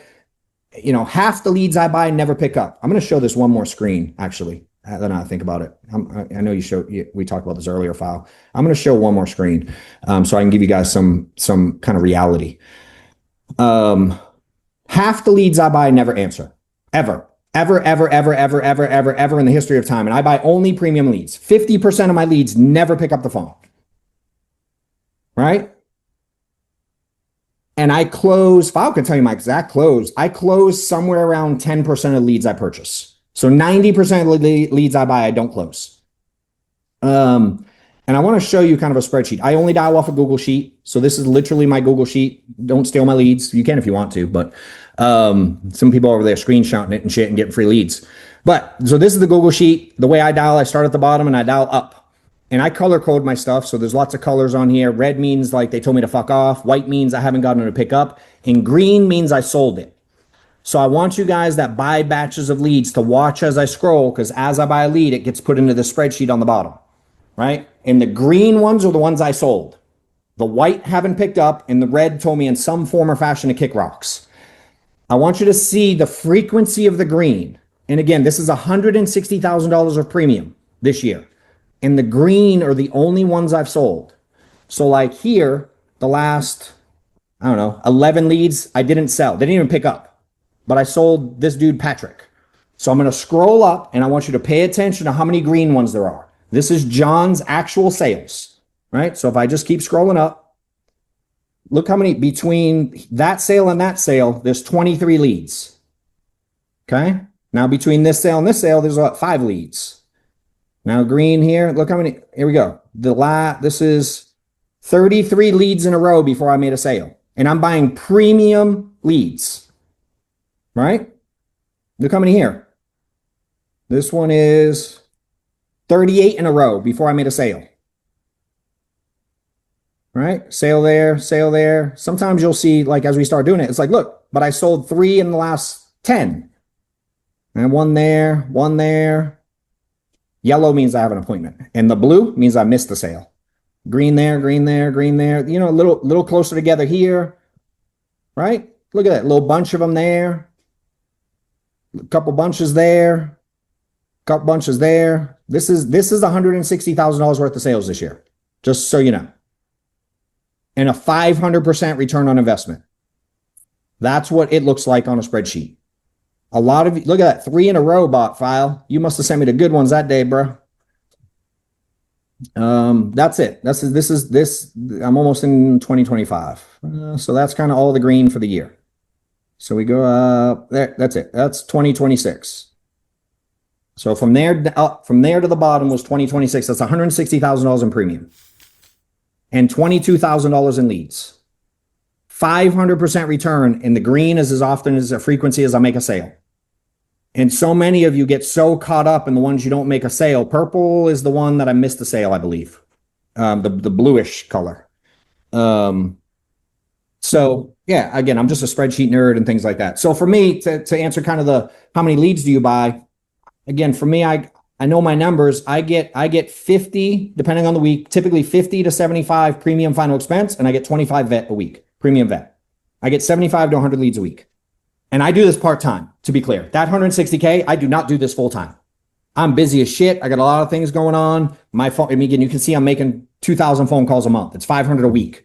I'm not killing it in amount of phone calls. Premium meaning not only fresh, but they have tiers of fresh. It's like, they can explain it to you. It's the most expensive new ones. They're $20 a lead or something like that. Because the premium are on a landing page and the standard or Facebook form. That's the difference. And if I look at like vet versus FEX, if you don't like your pickup rate and your close rate on FEX, you're going to hate it on vet. Less of them answer, less of them buy, but they got more money and it's bigger premiums. So my ROI is the exact same on both. Right? I write way more apps on final expense. I write way less apps on vet, but the money's the same. If I invest $1,000 here, invest $1,000 there, I make $500 on no matter which one I do. It just takes more apps on the final expense than it does on the vet. And I like to show new agents that you can make money on final expense, and they're $40 a lead. So the final expense are 20 or ish. So for me, I'm just trying to prove that money can be made on all of this. If you go into that tracker, my actual script is in script, and I don't like script. I like structure. It's all in there. I'm actually going to share that. There it is. If you go in here, this phone script, you can literally see everything I say. I break a phone script down into 6 sections: the open, the reason, the situation, the health walk, process, the close. Maybe we can cover it, maybe we can't. But everything I say, and there are videos in here with what I say as well. So you can literally see verbatim the questions I ask. I share all this shit. Every dollar of that I've closed, I did live on Discord this year. A lot of y'all have been in there kind of watching me do it. But you have access to this if you get the tracker. That actually comes with the free version. The videos don't, but the script comes with the free version too. So for me, when I was talking to this dude, you want me to cover the mortgage protection thing? Yeah, I think mortgage is something that I know I definitely struggled on it. So I think it's good to train on it. Yeah. So what I would say there, I'm going to share a link in here. This is an old school training I did. It's one of the most popular videos I have out ever. This was recorded like 6-7 years ago. Where's the chat? I'm going to put it in the chat now. That was put up in 2019, and people still fucking message me 27 times a week about how much it helped them. Again, I had a dude that sells a bunch. Just watch that video. It's maybe a 20-minute video. It explains everything I'm about to explain now. I think where people go wrong, file on the kind of mortgage protection, especially old folks, I think it's one of the easiest sales ever. And I can remember back early when I used to get a lead that was like someone wanting to cover their mortgage and they were 72 years old, I wouldn't even call it, because when I was trying to present to them early in my career, I would be like, I know you want to cover the $400,000 mortgage, Bob, but you just had a fucking heart attack 2 years ago and you had cancer and your wife is, diabetic on insulin and you guys are sick as shit and you can't get that, but you can get 30 grand over here. And they would go, well, that's stupid. That's not enough insurance for the money. I either want to cover the whole thing or I don't want anything. That was the most common way it went for me. And a lot of you probably sell that way. Like your health says that you have to buy this. You can't qualify for that, man. This is not how the underwriting works. And you kind of take this weird little angle. And the way I've always looked at that file, I don't know if I've shared this one with you before, but I shared it with a group yesterday. Like, you ever been out to eat with the wife, man, and something doesn't go, like something doesn't get cooked or taste the way you expected it to, and you take a bite and you're like, oh God, and then you get another one and you stick your fork in it and you're like, hey babe, try this. It tastes like shit. Try it. Right? Yeah. And you're like, well, why the hell would I try it? You just told me it tastes like shit. I don't want to bite now. And I feel like that's a lot of the ways that people sell mortgage protection to old people. They're like, I mean, you're just sick as shit, and this is what you can have. Have this or nothing. You know what I mean? Just the angle and the mentality, like you don't believe it's helping them. So the way you deliver it is just like it's bottom of the barrel and that's all you're eligible for type angle. And they feel that, just like they feel that all the other emotions. It just doesn't feel good. And so what I've learned is I want to start kind of with the end in mind with these, is what I'm trying to accomplish. And all my questions lead them and us down this path of essentially what I want to get across in these, especially if someone's single, but even a couple, I can do it either way. But a single or widow person, super easy in the sense that when they die, someone else has just got to deal with the house, right? Typically the kids got to take it over, almost always sell it and get rid of it. And they want to capture the equity from the sale, right? And so the entire angle for me is going to be like, all right, Mary, it looks like you were trying to take care of the mortgage over here. My assumption is when you pass away, your kids are just going to sell this place and get the money. You just don't want to leave the burden behind on them for these mortgage payments. Would that be right? She will say yes. They're going to say yes to that question, right? And that's going to start tracking down the road of, I'm not going for mortgage payoff protection. I'm going for mortgage, let's not lose the house protection, right? The whole concept is I want to keep someone in the house. And to keep the house, you only got to make the payment. You don't have to pay the sucker off to keep it. You just have to make the payment to keep it. And so for me, I think getting into inventory is fine. When it's a couple, I do a similar way. If it's Bob and Mary, I go, all right, who's going to hurt worse if the other one dies? They typically point at Mary and she kind of raises her hand. I go, all right, Bob, you must make more money. Yes, I do. Hey, what's your income? What's her income? What are you going to lose when Bob dies? What's the net loss? So I figure that out. If you don't know how to figure that out, I can't train on that whole thing today. But it's like I figure out how much money is going to go away when someone dies. Almost always the money that goes away is at the very least the amount of the mortgage payment, right? So Bob makes $3,000, Mary makes $1,500. She's going to get his Social Security and lose her $1,500 a month. The mortgage payment would be like $1,292. I'm like, all right, Mary. So Bob dies, you're going to lose $1,500 a month in income. I assume that's going to be a problem with the mortgage. My assumption is when he dies, you're not going to want to stay and take care of this house by yourself. You're probably going to want to move close to the grandkids or downsize or kind of get out of this place. Would that be fair? 90+% of the time, she's going to say yes, especially when I give her the answer in advance, right? And so what I'm trying to establish at the very least is these people are going to move. They're moving out and they've told me they're going to move out. So now that they're moving out, I don't have to worry about paying it off. I can just worry about what do we do while we're trying to move out, whether it's the spouse, the widow moving out and trying to sell the house, or it's the kids or grandkids trying to sell the house. So I'm framing like, dude, what's going to happen during this time frame where we're dead and all that has to happen is someone needs to move. And I can go, all right, so fine, I'm going to stick to single for the example. It's really similar either way. I go, all right, Mary, so you pass away, Susan and little Johnny are going to try to sell this house. My assumption is you probably don't want them to run from the funeral home to the real estate office and have to sell this thing under pressure for a cheap price just to get rid of it, especially if you happen to die near the holidays. Your daughter Susie, you wouldn't want her to have to decide between buying little Bobby Christmas presents and paying your mortgage on top of hers, would you? You mean it's like the quality of the question is going to lead you down the road you want to go. And I'm building this scenario of what it's going to look like in her family's life when she's gone.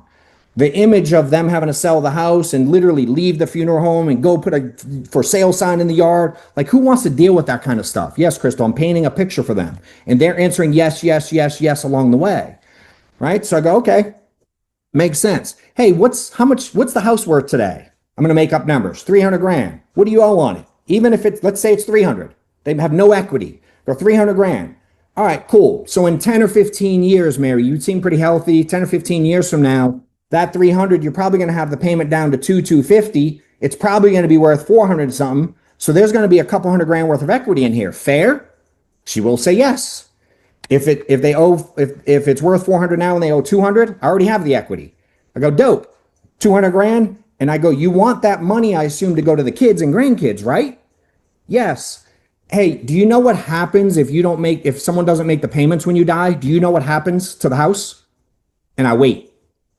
50% of people will get stuck on the question. They like hesitate. They really don't know. 50% are like, yeah, they take it. Forecloses, bankrupt, whatever they say. Half are like, they don't know. I go, well, the bank has 200 grand in equity. They sure ain't going to be fired up to try to get it to your kids. That's where you see all the people at the courthouse every month at the auction thing where they buy the houses for cheap. Some investor, bank's going to want to sell it off to get their money. Right? In order to not have that happen, your daughter is going to have to make the monthly payments. That way the bank doesn't come knocking on the door looking for the money. So I kind of set up that scenario as well. And then I'm like, all right, so really, Mary, I know you kind of maybe thought possibly you had to pay this thing off, but the reality is, and my boss would be, I use this line all the time. I mean, my boss would be fired up if I got you to buy a whole bunch of insurance. But do you mind if I tell you what most people do in this situation? They're like, sure, yeah, go ahead. I go, again, we can look at paying off the whole thing if you want. Now, I don't care if they're sick as shit. I'm saying that. You can look at paying off the whole thing if you want. But Mary, here's what I would recommend. Again, your daughter, the reality is she's going to sell the place, right? Now, you want her to be able to grieve. You don't want her to have to be able to stress and worry. So, and I figure out the daughter situation too. I'm going to figure out some finances and how they do and all those things. But I go, here's what a lot of people do. Instead of getting like 200, 300, 400 grand worth of insurance, your mortgage payment's what? $1,500? Yep. All right. So $1,500 over the course of the year, that's like you pay, and I kind of pretend I don't know how to do math. And for you non-math people, get a calculator out and do it. But I go like, so $1,500 over the course of the year, your mortgage payments like for the year run about, dude, some of the people will do the math for me when I kind of slow play the math, right? And I go, all right, what's that? I don't know, 15, 20 grand, something like that for the year you got to pay in mortgage payments? Yeah, that makes sense.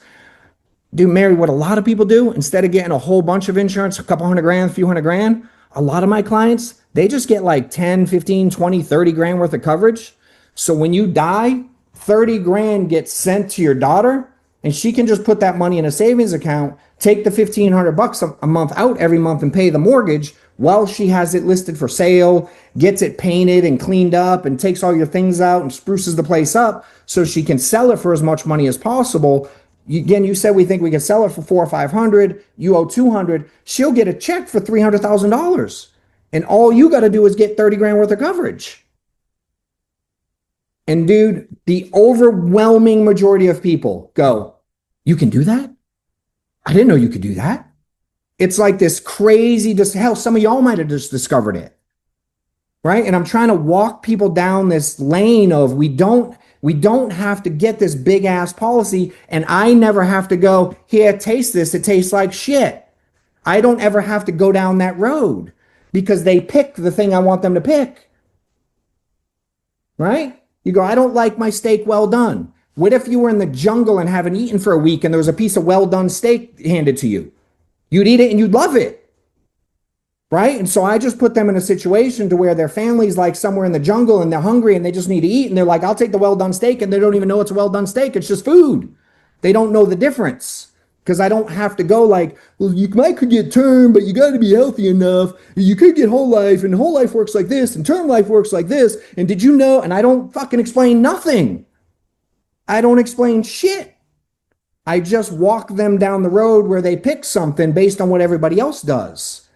And all of my sales stuff works this way. If you're in the insurance space and trying to build an agency, or you're trying to like break records in sales, just hit new levels, new heights, click the link below to apply to my consulting and coaching program that I have out there. I'm helping tons of people get to new levels, get to new income heights, help them build their teams, put systems in place, staffing stuff, recruiting processes, automations, and just teaching people how to get to a point where they're selling on their own pen, 30, 40, 50 grand a month. And if they're building a team, teaching how to have an effective structure to your insurance agency for the most profitability you can. There is an application process. I'm only looking to work with like high-end people who really want to make big things happen. If you're interested, click the link, apply, and if you're a fit, I'll reach out. So as I start, like if you guys follow me, don't follow me, sign up to the stuff. Now, we're smart, and everybody that registered for this is automatically on my email list. So y'all are going to get my like newsletters, and I am going to very lovingly spam the shit out of you with information. Now, you can always unsubscribe. I don't care. We're going to send you a lot of trainings. We're going to send you a lot of content. I'm going to send you my YouTube stuff, my podcast stuff. We have a workshop coming up in a couple months that I have like a 2-day full in-office event where I teach all of this shit. I teach building and selling, and there's all kinds of stuff I got going on out there to help agents. If for those of you that like this kind of stuff, oh, you're giving them a discount today, Jeremy. Look at that. Don't miss that one. Someone asked earlier for a discount code on goat leads. He's got it right there. And you give them like the buygoatleads.com. We've sent it out 100 times. But I will send you out a bunch of stuff. Again, I've already gone over. So I'm gonna open it up for a little bit of questions. I don't have shit to do because I knew I would be on here and talk for long. That's the shortest version I can give, Jeremy, of like kind of a mortgage protection close. Again, on the couple, probably the only variance is, again, I go, all right, she's going to move. Yes, downsize, move near the grandkids. If you go, hey, is there a good chance, Mary, if Bob dies, you're going to want to move near the grandkids or downsize or not take care of this house? Dude, the chances of them saying yes, the odds are better than casino odds.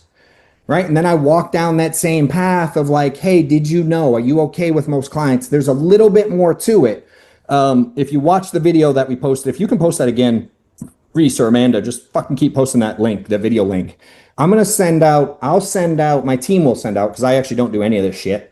A copy of this, Zoom, we'll send this to you. It's going to go on YouTube, but it'll take my team a while to edit it because I do a shit ton of content.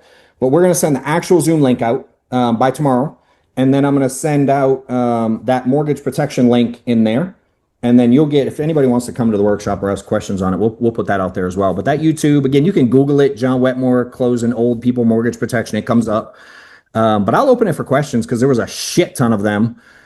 Unless you want me to go through, did you see any good ones I should answer in here, Jeremy, or file in the list? Because I saw 700 questions pop up.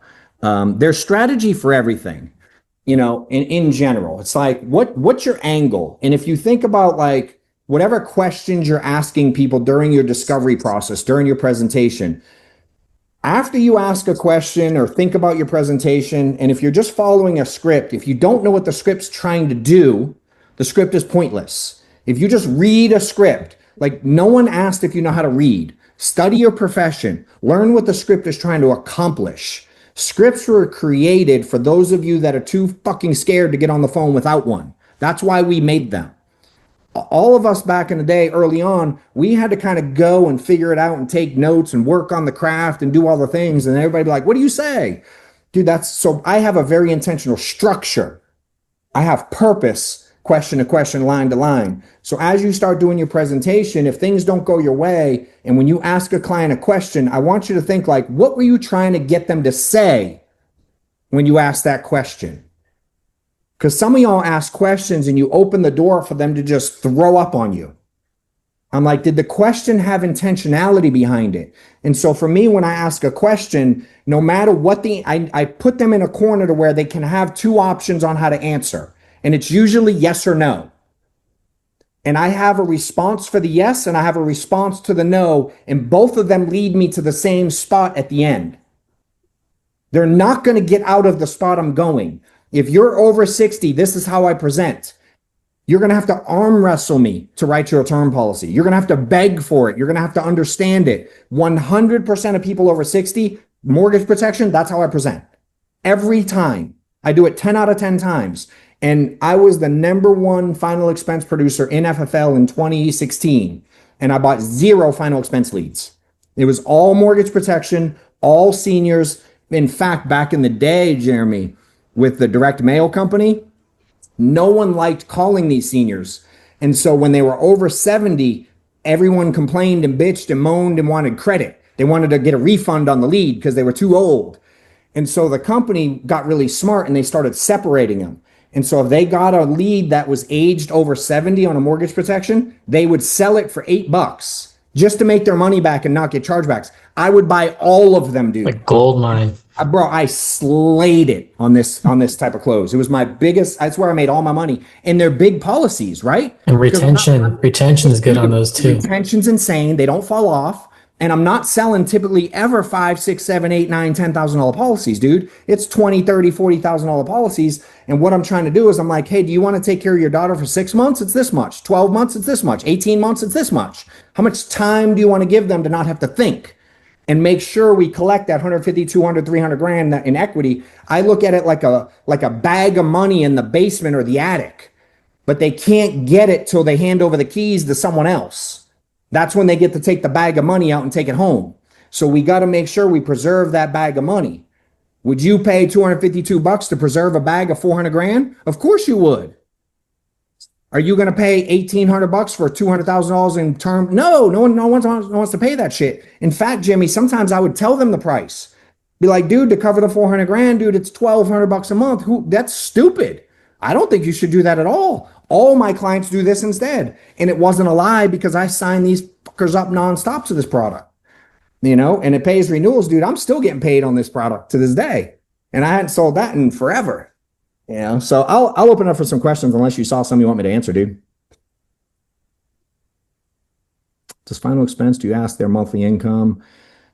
So I don't like asking, David, if you want to get on, I can answer your question. I don't like asking people what's affordable. So my opinion is, I think what insurance agents do bad, I don't mind asking income.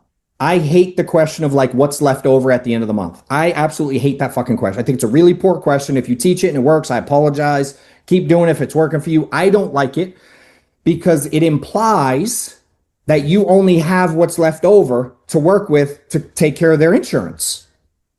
And then if you go, what do you want to spend? What's your budget? What if they say $12? Like you're in a freaking corner. And so I think if a client has, $1,200 of income and their rent is $700 and their phone is $120 and their cable's $52 and they eat out and their cigarettes and their hunting and their whatever it is, the weird things they do, and you're only working with the little sliver that's left over, I think you're doing yourself and the client the disservice, and you're not putting any value on the product you sell. You're like, this thing is so garbage. Just pay for it if you have any scraps left besides the lint in your pocket at the end of the month. Then you buy the insurance. Where I don't look at it that way. I go, dude, this thing is so fucking important. We're going to put it right after like your rent. I'm not putting insurance with what's left over. I'm going to put it in priority up here in my mind and hopefully in theirs and shift down all the other expenses, and something else is going to fall off down the bottom. Why is the insurance got to be at the bottom of the list? So what I try to do instead of like going what's left, I don't do it that way. I try to figure out how much they're trying to take care of their family. Do they want burial? Do they want to take care of any other expenses? Do they have credit cards to pay off, mortgages, car payments, or do they want to leave money to grandkids? Like, what do you want to do? For 252 grand, you can take care of the burial, you can leave $5 to each grandkid, and you can pay off all your credit cards. For $180 a month, you can take care of the burial and leave $5 for each kid, but they're going to be stuck with the credit card and the mortgage payment. For 15 grand, you can take care of the burial, and they're going to have to fight over the remaining $5. That's only $122. So how much do you want to take care of your family, Bob? That's my mindset going towards it. Where y'all are like, do you think you could squeeze $17 a month out? Now I used to sell that way too. I know that tree has fallen through your roof, but you need this. Do you know who knows that? Lauren, do you know that fucking story about the tree thing? If someone knows that story, you've been watching my shit for a long time. Or is that just coincidence? If you know that tree story, that'd be fucking wild. Let's see. Terry, $40 a month premiums definitely fall off. The big ones do not fall off. Final expense, you asked that. Income, next workshop. When, what did we say it was? June 25th, 26th. It's 2 days. There's 2 tiers. There's a cheap tier. You can come in and see everything. We feed the shit out of you. We take care of you. We train you. We do all the things. There's a second executive tier.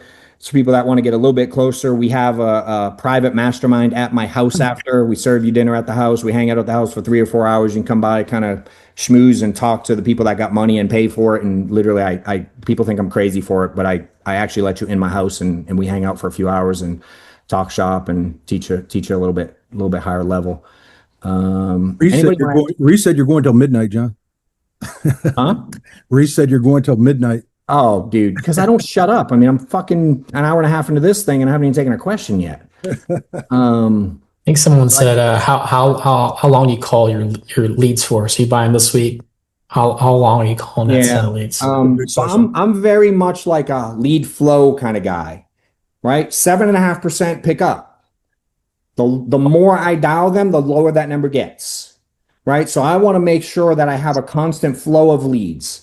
I like to work, if I'm going to get 100 leads a week, and again, I'm doing it relatively part-time. If you want to kill it in this space, fresh leads, you need somewhere between, in my opinion, somewhere between 100 and 150 a week. If you want, and the game gets easier, the more shots you have, right? It's like, and again, I always use stupid examples. I've been using this basketball one lately. I'm like, if you had to make 10 baskets, you're at a 3-point line, you got to make 10 baskets. Each basket's worth $1,000. Okay. Do you want 20 balls or do you want 100 balls? All you got to do is make 10 to make 10 grand. You got to make 10 baskets in. Every ball costs $20. How many balls do you want to buy? You mean you go to the little carnival and you can imagine instead of a teddy bear, you win $1,000 and you can buy the ball for $20, right? You want it to win 10 grand. You can't win 10 grand probably when you buy 10 balls because you suck at basketball, you know? And then you go, what about age leads? I don't know. It's more like using a deflated basketball and you got to back up 12 feet. So do you want deflated basketballs from 32 feet away or do you want nice fresh basketballs from 20 feet away? The game does, it gets harder when you back up, right? And it's a little bit easier when they're fucking inflated and you get to shoot them. So for me, I just want constant flow. Just keep giving me basketballs, dude. I'm going to keep shooting. You know what I mean? I don't care about the one that missed. But like, to answer the question, how many I call, I'm like, call a lot, fast and frequent. That's my style. Call a lot, fast and frequent. The shorter the gap between, again, if I go triple dial 3 times in a day, I'm calling them 9 times in a day. If I can do that in a 2-hour window, or I take a 24 or 48-hour window and I go Vegas odds again, Jeremy, if I call them 9 times in an hour and a half or 9 times over the course of 4 weeks, which one gives me better odds for them to pick up? This isn't that deep of a game for me, right? So if I call them 9 times in the course of a couple hours, dude, they're probably not going to pick up later either. But what I've learned is if I do that at the right pace and I get, call it 30 new leads a day, I'm going to make 5, 6, 7 presentations that day. And 15 aren't going to pick up. 15 are never going to pick up for me if I buy 30 in a day, never. So I'm working with 15. If I can present to 5 out of the 15 that I get to answer, dude, I'd rather present to the 5 out of the 15 today instead of drag it out for 4 days. Right? So I like to do the work in a condensed period of time. Again, if you hand the casino $1,000 and they hand you back 5,000, it's like, how frequently would you do the 1,000 to the casino? Right? But you guys won't give the 1,000 to file and goat leads, but once every 4 weeks because you're like scared. I'm like, but they give you back, the insurance companies give you back money when you pay and you do the work. So I call them a lot in a short period of time. I'll be honest, dude, because I work up the spreadsheet, right? And I'm calling so many leads so fast. Once they get to about 2 weeks, I probably don't get enough. I can't make enough dials to get up the spreadsheet that far because I'm calling so quick. I get too many answers before I get backwards 2 weeks. Does that make sense? Because I'm getting so many new leads, the spreadsheet's always filling. I can't get there. So that my ROI is 500%. And I'll be honest, dude, I don't almost ever call a lead after 2 weeks. I just kind of forget about them. I just don't give a shit. They didn't pick up the first 22 times I called them. Now I do give them out to other agents and they close leads behind me. So if they're broke or don't have money like Riyadh, I help people out and I give out the leads and they can kind of do some cleanup work behind me. You know what I mean? So we do make more money off the leads than my ROI because there's money on the back end and overrides and agents are getting paid. So I'm a frequency guy more than a length of time guy.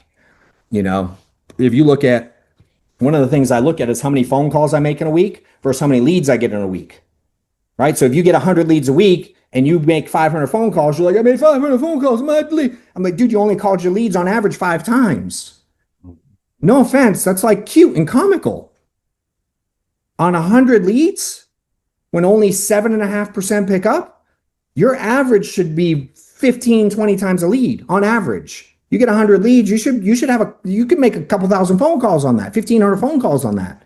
You can be a big number, you know? So it's like, I'm looking for the right ratios for me to make shit happen, Jeremy. Let's see, income replacement, bank just wants next month's payment. Yes, sir. Oh, anybody just someone unmute if you have questions, unless we locked you out. I don't think we did. I think it's No, anyone can unmute.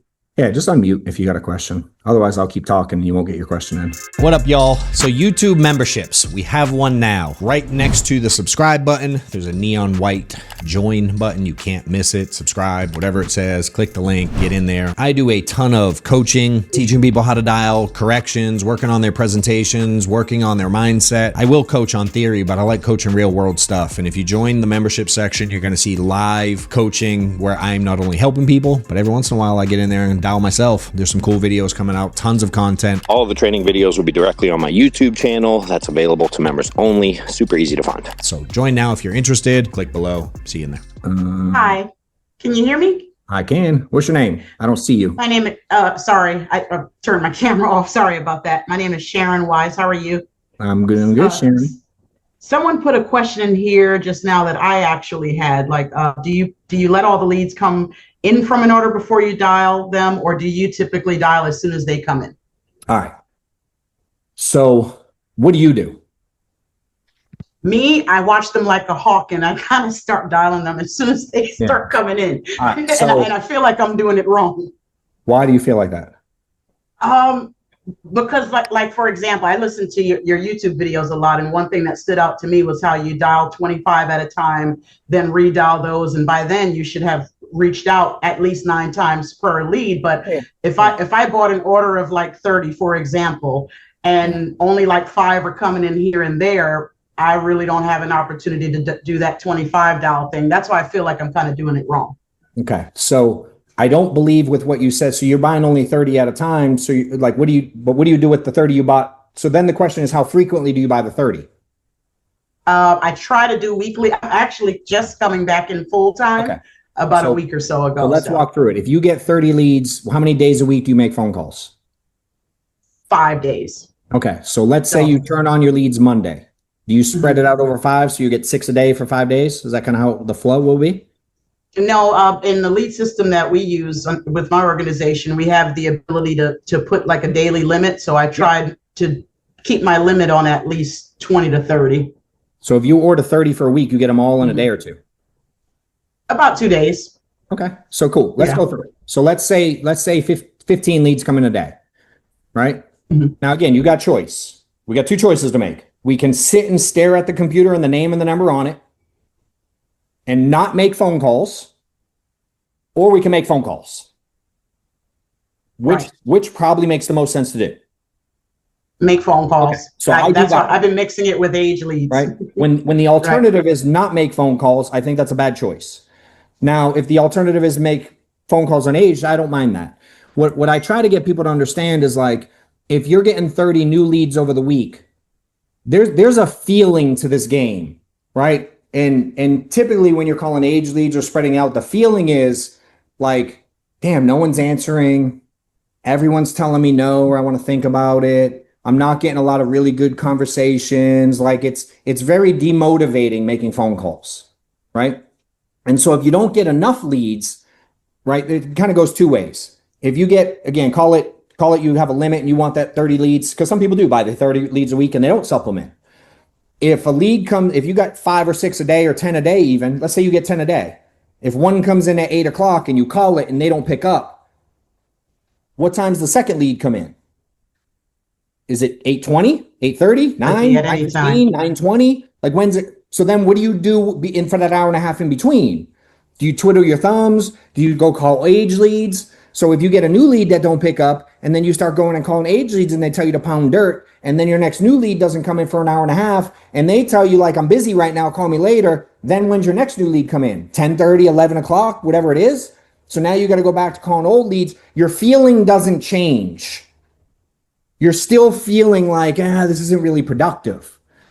Whereas if you turn on 30 and you let them all come in today, well, now you got one at 8, one at 8:05, one at 8:10, one at 8:15. Sometimes file could come in at 8:01, 8:02, 8:03, 8:04. They just keep popping. Right. And now you start calling a bunch of people who just filled out a little while ago. And I know you work with Price. I know David really well. He has a similar concept that he can get you leads too. Right. And so if you start if you start calling people that all filled it out just a few minutes ago, do you believe that if they filled it out 3 months ago, or they filled it out 3 minutes ago, and you make 10 phone calls, which one's going to have more people that pick up? They filled it out 3 months ago, they filled it out 3 minutes ago. Right? And then of the ones you get on 3 months ago, first 3 minutes ago, which one's going to remember doing it more often than not? Right? And so what I like to do is when I get 30 coming in a day, dude, I always have someone new to call. The feeling for me is different than the feeling for you because I have a lot more people I'm talking to. Because I have a 7.5% pickup rate on brand new leads. When they're old, the pickup rate's even lower. It's probably fucking 2%, 3%.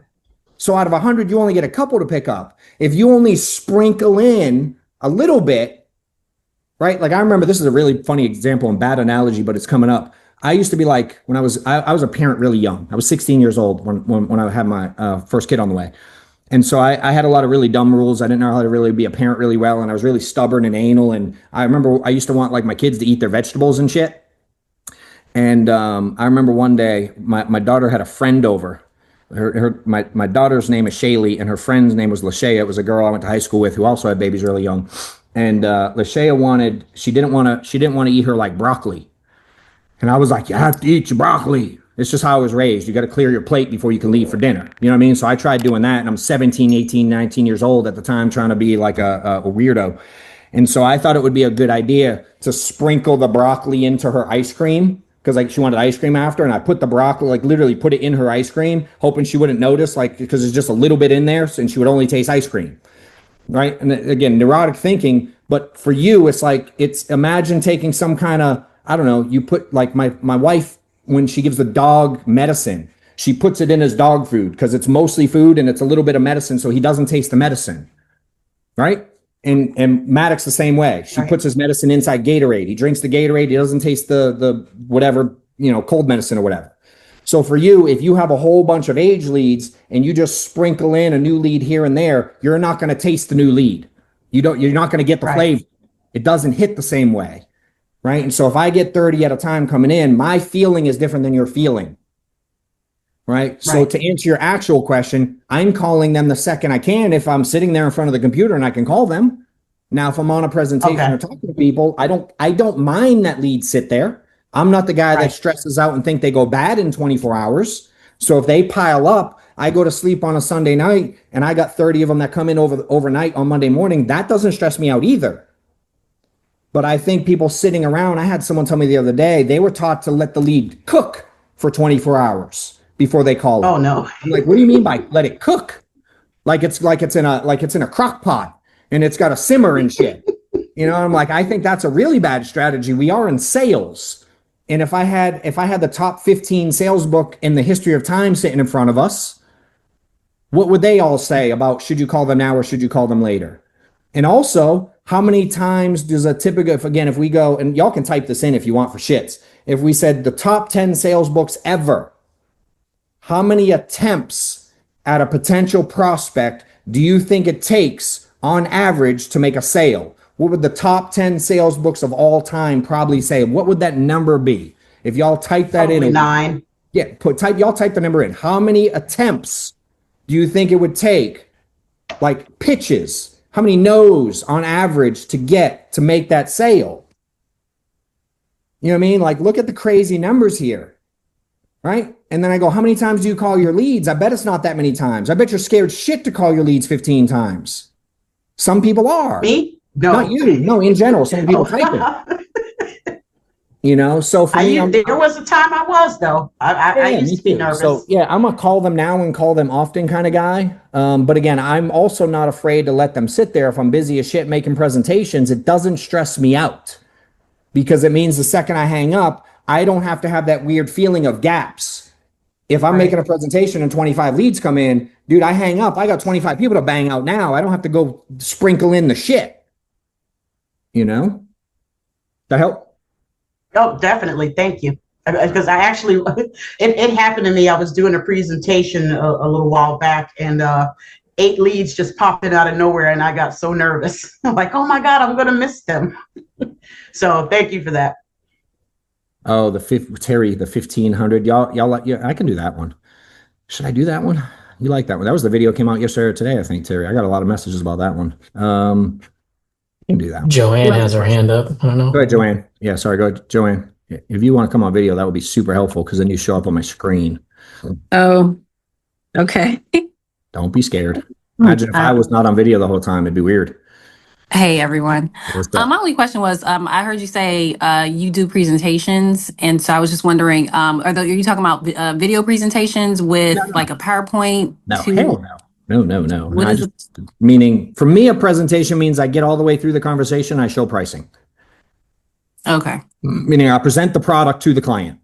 Okay. I present a solution to the client, right? The entire time on the conversation, the goal is for me to identify a problem. My product solves a problem.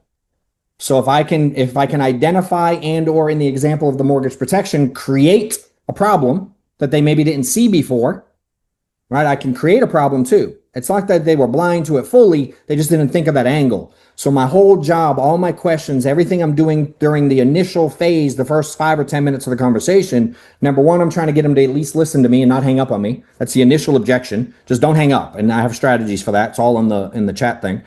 And then from there, I'm trying to identify as big of a problem as I can. If I can identify a problem, identify a sore spot in their life and tie some emotion to it, now my product that I'm presenting is a solution to that problem we've identified and discussed.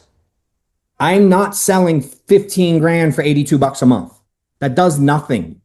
If all you're doing is selling 20 grand for 82 bucks, or you go to this company and 20 grand, I could beat it by buying 72 bucks instead of 82. That doesn't sell insurance. Right. Making sure that Mary doesn't have to let the house foreclose when her mom dies, that cost 122 bucks. Right? And in my head, I always wonder, like, imagine if I look down at the person that this happened to, they passed away and their family goes to shit and the bank takes the house and they sell it to an investor who then flips it and they put it on HGTV and they show you how to make 80 grand by buying houses behind people who died, because they do that. Right? Imagine I could get the dead person to look down and go, hey, you see all that shit that's happening in your family? Hey, if we could rewind and you could undo that for only 250 bucks a month, would you pay that now that you see what you know? Like you know what you know now? Would you? And when you're presenting, are you just presenting the illustration? I don't show illustrations at all. I literally, everything's verbal. I talk through it. I don't show anything ever. I don't show anything fancy. In fact, when I was in a home, I scribbled on a piece of paper and showed the numbers like this. I just scribbled them. Now, because we're on the phone, I just go, hey, do you have a pen? I'm going to have you write down some options. Okay. I know you're talking about the mortgage protection, but when you write ethos, are you doing whole life, term life, or term living benefits under their products? I've only written their whole life product. I'm really simple. I don't do Okay. anything. I don't do anything fully underwritten. I write Transamerica. I don't touch that IGO app. I tell my team that if you write that, IGO means I go broke, because they won't fucking approve it. Right? And so I write simplified issue. I want approval now. I don't want anything that goes to underwriting. In fact, I'll share this. I didn't talk about this yet. I'm going to, though. I don't show numbers until I get their social and run it through underwriting and get an approval. I get an approval through one of the carriers before I show pricing. So my presentation is, all right, Joanne, what we got to do next is I actually have to verify your health information with the insurance company. The way things work now, Ms. Joanne, is they keep track of all your medical stuff on the computer, right? You go to the doctor and they type it in and then magically it ends up at CVS. All that happens through the computer. And so what I have to do now in order to get you the right pricing is I have to type your information. They keep track of that stuff on the computer with your name, your date of birth, your address, and your social. That's how they keep track of all your stuff. I'm going to plug that stuff into the system. The system's going to verify and make sure I didn't miss anything on your medical stuff. It's going to come back and decide what, if anything, they'll approve you for. And then once you're approved, I'll be able to look at all the different options and they'll be priced lowest to highest. And I'm going to help you get the deal that gives you the most insurance for your money, okay? They say yes. I get their social. I plug it into the thing. I get the underwriting done. I get a decision now. I have an approval. And then I go, all right, you got a pen and paper? Here's what you've been approved for. And then I give them pricing there. And I always show the most first. So Ms. Joanne, they've actually approved you up to 100 grand, say Transamerica, 50 grand, America, whatever it is. They've approved you up to 100 grand. That, if you ever want to make someone rich one day, you can always add up to 100 grand. That's the most they'll give you. It's probably going to be a small mortgage payment for you, but 100 grand, Joanne, is only $652 a month, okay? They do require I tell you that. Then I'm going to show 3 prices and go 40 grand, 30 grand, 20 grand, 30, 20, 10. It's kind of a feel for me. And I show 3 prices and I go like, all right, 30, 20, 10, write those down. It's $200, $150, $100. Miss Joanne, which one of those makes the most sense for your budget today? And that's how I close all of them. They pick one. I get their banking info. I plug it away. I'm already having approval, so I don't have to do anything. Send them last pin, and we figure out a draft date. That's a short version. I have videos on all this shit. Okay. Thank you, John. Yes, ma'am.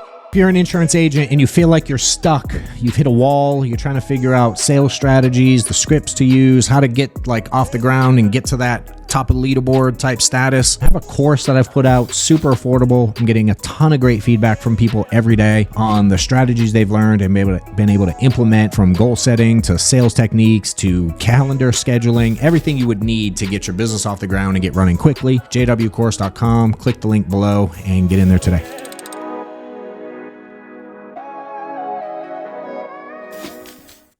John, I have a question. Who is that? Lester, I see you. Yeah. Yep, I see you. So I have a question on how do I dig like more emotionally onto like my client, and how am I like able to relate with them better? So when I'm going over the options and explaining how these products work, they're like, okay, they feel more emotion towards it. How am I able to bring that emotion out?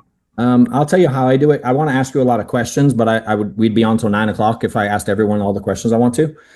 And in the workshop, I go through this shit a lot. My team's leaving me. See ya. So for me, do you sell final expense? Yeah.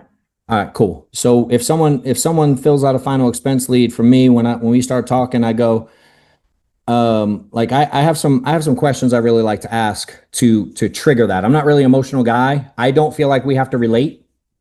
I don't try to be their friend. I don't necessarily try to like if it happens naturally, cool, but I'm not worried about building rapport. That's not my goal. My goal is to help them accomplish something, and they don't want to talk to me as much as I don't want to talk to them. Right? So I don't try to create this fake nicety thing. I don't do that. So for me, when someone fills one out, I go, all right, looks like you were trying to get some coverage for your family, burial, final expense, whatever. I go, hey, do you have any insurance, any coverage right now? Are we working with nothing at all? That's my first question always. Do we have any coverage now? Working with nothing at all. We got nothing at all. I go, oh shit. I usually go, uh-oh, why not? Have you been too sick to get any, or have you just been procrastinating? All of them will say they've been procrastinating. I go, okay, Lester, let me ask you this. What triggered you to stop procrastinating? Did something happen in the family? Did someone pass away or get sick? Or what triggered you looking into this? And that trigger question for me, usually I get 5, 6, 7 stories a week about someone. My husband died, my uncle died, my brother died, this person had a heart attack, this person died in a car wreck, I get crazy stories, and then I just start asking about it. My husband died, a couple weeks ago. My uncle died a couple weeks ago. And, I just realized I'm getting older and need some coverage. I go, man, what happened to Uncle? Did he see it coming, or was it something crazy? Nah, he was fine. And then one day X happened. No shit. So things tomorrow can be very different than today, huh? Yep. Yeah, man. Did he have insurance or no? No, he didn't. All right, what'd that look like? Who did it hurt? Who had to pay? Did you have to chip in? A lot of times that person's helping pay for someone who died. That happens all the fucking time. Yes, they did have insurance. Cool. Must have been nice that the family didn't have to come out of pocket, huh? Remember, yes, no question. I have an answer for both. So I tend to work around those stories. If they don't give me a good story, I go, all right, Lester, makes sense. You want to take care of the family, fine. Again, if I go, what triggered it? They go, just getting older. I don't know. Did anybody die recently? Nah, just kind of thinking it's time. All right, Lester, hey, you drop dead tomorrow. Who's the one that's going to be the one picking up all the pieces and paying the bills and making all the phone calls? That's the way I ask it. Meaning I'm letting them picture what's actually going to happen the next day. Someone has to literally make all the phone calls. All right, be my daughter. Got it. So you drop dead. Is she going to struggle paying for this thing financially? How's that going to feel for her? And I just start going down that road. You know what I mean? Most times it's no, she can't. Sometimes she might be able to. I go, I guess you just don't want to leave a burden on your daughter, huh? It would really suck to go out leaving her with that $15,000 bill, I guess, huh? You know what I mean? I'm just kind of walking people down this alley of I'm getting them to verbalize emotional stories to me best I can, and or not making up, but I'm talking about, and I want them to visualize you drop dead tomorrow. Who's the one making the phone calls, paying the bills, and dealing with the mess? I want them to visualize that person with that happening. That's the emotion I like to bring out, is them picturing, either telling me a story about something real life that happened or visualizing something that's going to happen tomorrow if they drop dead today. If I can get the story and the what happens if together, it's a fucking home run. You know? Make sense? Thank you. I saw some hands. Someone's went away that had your hand up for a minute. It might have been Chris. Was it Chris? Who was that? Hey. And then I see Kamar. Go ahead, Kamar. So my question, someone else in the chat also asked it, but it was just regarding to lead spend. Yeah. So if you were newer, Yeah. would you be investing like 1,000? Because you said you were investing like 2,000, maybe even more in leads. Yeah. If you had the capital, how much would you invest if you were new to kind of just start scaling? Is this question for you specifically? Yeah. That means you have capital and you're newer? Yeah. Okay. How new, and do you sell it all yet? I'm about 2 weeks in and I have 6 sales. How much have you spent so far to make the 6 sales? So my first like 10 days or 9 days, I came to Tampa. I was just trying to see how it was. I spent $500. And how much are you going to make on the 6 sales? 7.5. You're going to deposit? How much are you going to deposit, you think? I'm probably going to deposit 4 because the IP was Cool. 7.5. Are you any good at math, or do you suck at it? I'm pretty decent. Okay, cool. All right, so $500 equals $4,000, right? Yeah. That leaves you $3,500 left over. Mhm. Okay, if Kamar bought $1,000 worth of leads, how much would that equal for you? If 500 equals 4,000, how much would 1,000 equal? 7,000. It's 8,000, but yes, and you would Oh. have 7,000 left over. Yeah. So you'd have 7,000 left over. So would you rather have 3,500 left over at the end, or would you rather have 7,000 left over at the end? 7,000. Okay, so out of 500 or 1,000, how much would you spend? Which one would you pick? 1,000, obviously. Okay, let's do it again. If 1,000 equals 8,000 with 7,000 left over, how much does 2,000 get you? 1,000 gets you 8. How much does 2,000 get you? 16. Okay, so if 2,000 gets you 16,000, that leaves you with 14,000 left over. Yeah. So if you could spend 1,000 right now to get 7, or you could spend 2 to have 14, which one would you pick? 2,000. 2,000 to get 14. So it sounds like you just picked the answer yourself. Yeah. That's how I look at the game. Mhm. Right? I go, yeah. So for me, I go as much as I can to make as much as I can given the time I have. Mhm. Right now, sometimes you can't necessarily spend 9,000 unless you hire a bunch of staff and they're dialing for it. It's hard you hit a ceiling eventually. Yeah. You know, so I just learned, man, that leads equals money. Leads are deposits. So when I order leads, in my head, I'm ordering deposits from Mike File. Mhm. I'm not ordering leads like y'all are ordering leads in your head. I'm ordering deposits. So I always look at it like, how many deposits do I want to order this week? Yeah. You know, so again, I think if you're doing well, if you have a clarifying question because my answer sucked for you, please ask it. It's not really a clarifying question. It's Yeah. mostly about like as a newer guy, is it kind of crazy to spend that much on leads? So, all right, so I'm gonna do the thing that someone asked about the casino thing, the spend. The way, again, this is the way I look at spend. Okay. Like meaning $2,000 a week, that's $8,000 a month. That's a shitload of money to put in leads. Fair? Yeah. People get in their head about it. So I'm gonna use 1,000 for easy math for people, so hopefully they can follow. Okay. You take $1,000 out of the ATM right now. Me and you get on a plane and we fly to Vegas, and we meet Jeremy there because I feel like he likes to gamble. I don't really know, but I'm guessing. Yeah. Right? You take $1,000 out of your bank account and you fly to Vegas and you put $1,000 on blackjack, and you make $8,000. Okay. Yeah. You make $8,000 on blackjack. You netted $7,000, right? Yeah. But you got $8,000 in your pocket. Okay. And then we take 1,000 of that $8,000 out of our pocket and we go to the poker table. Okay. And we put $1,000 on the poker table. And we win another $8,000. Okay. Yeah. How much did you spend in Vegas?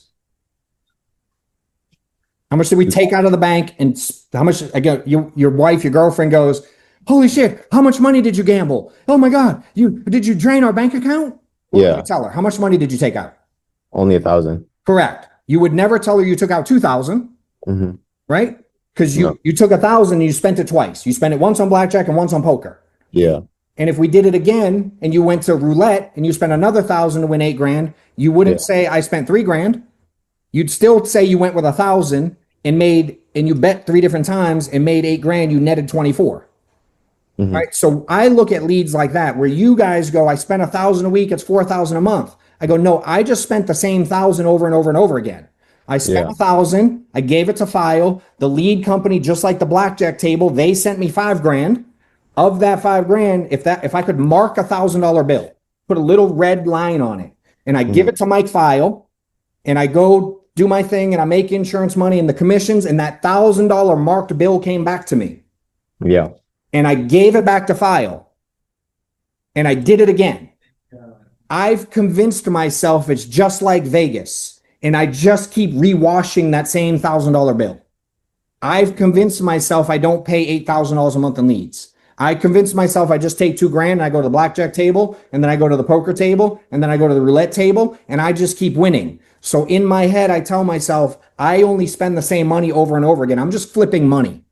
Yeah. I don't believe that we spend $8,000 a month. Now, one of the best comments ever, I've taught this for 10 years, Jeremy. Someone commented on my Facebook this week and they go, what do you tell the IRS? I'm like, motherfucker, I tell him I spend $8,000 a month. I was like, that was a good one. No one's ever caught me on that one. And that's just, it's a mental game for me, right? And it allowed me to not think I spend so much. And it is true, when we go to Vegas, I would definitely be like, dude, I took $1,000 and I came home with 10.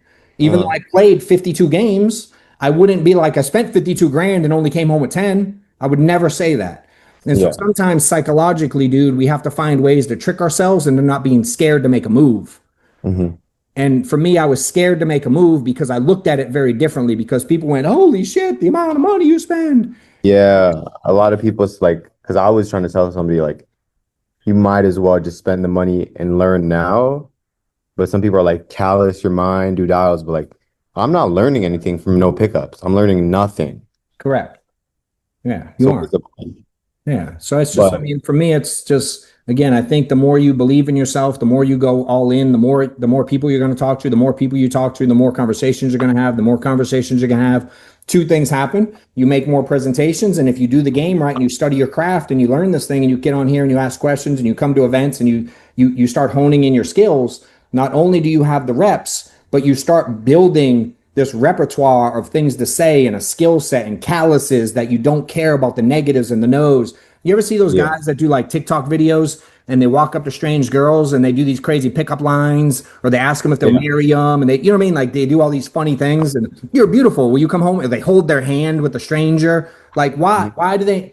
Nobody would do. They'll be like, I could never do that. Dude, he's done it 1,000 times. He knows what the outcome's going to be. He's not nervous. He knows the overwhelming majority of people just kind of fall in line through reps.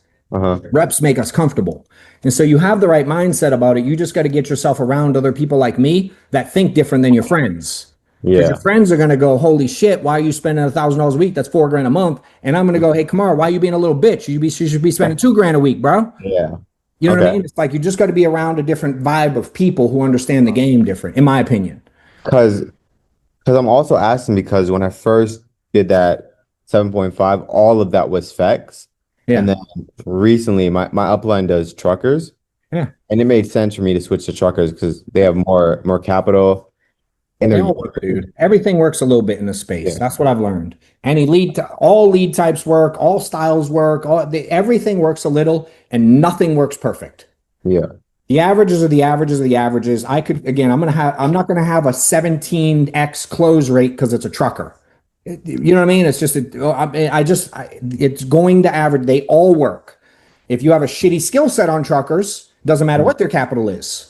If you buy 3 of them a week, it doesn't matter what their capital is, right? We got to play the game the right way, and then it works on all of them. Because at the end of the day, every lead, trucker, FEX, vet, fucking IUL, mortgage, at the end of the day, they're all a human being. Mm-hmm. And the question is, do you believe that human being loves their family as much as you love yours?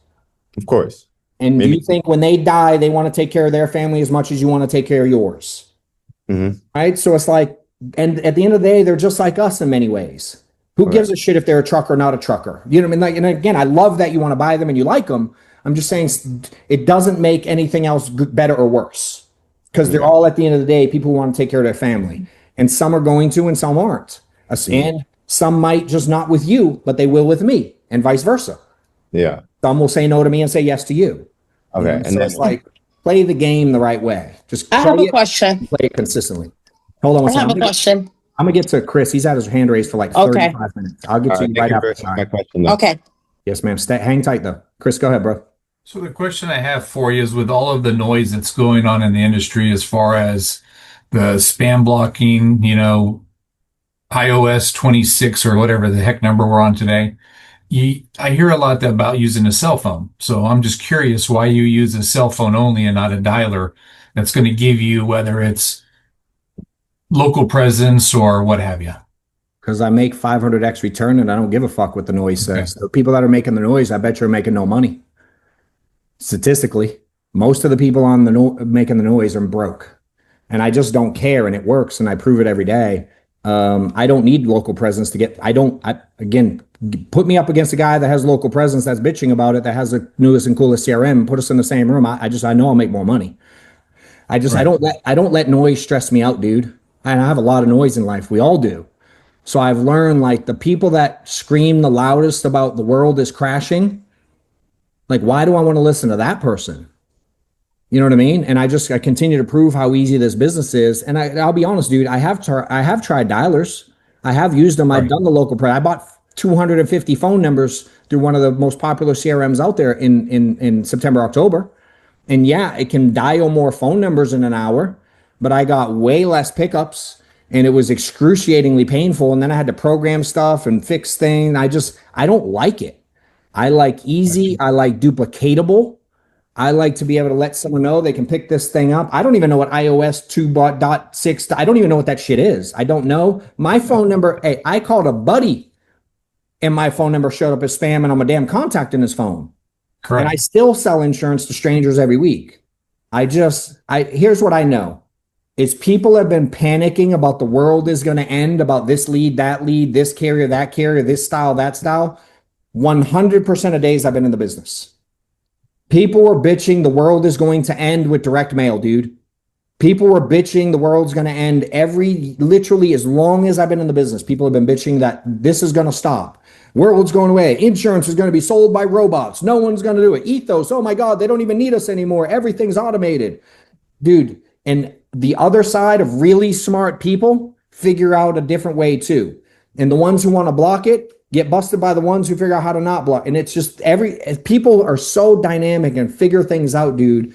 If they want it, because they technically want these leads, the real time. So if they want it, they're going to pick up. They know we're calling them. If they want it, they'll answer. If they don't, then you just move on to the next one. Again, I could sell you sense. I can sell you the pros and cons of both ways. There's advantages of cell phones, there's disadvantages of cell phones. There's advantages to dialers and disadvantages to dialers. I also look at the business as what's most duplicatable. What can I teach a newbie walking in that they can do today?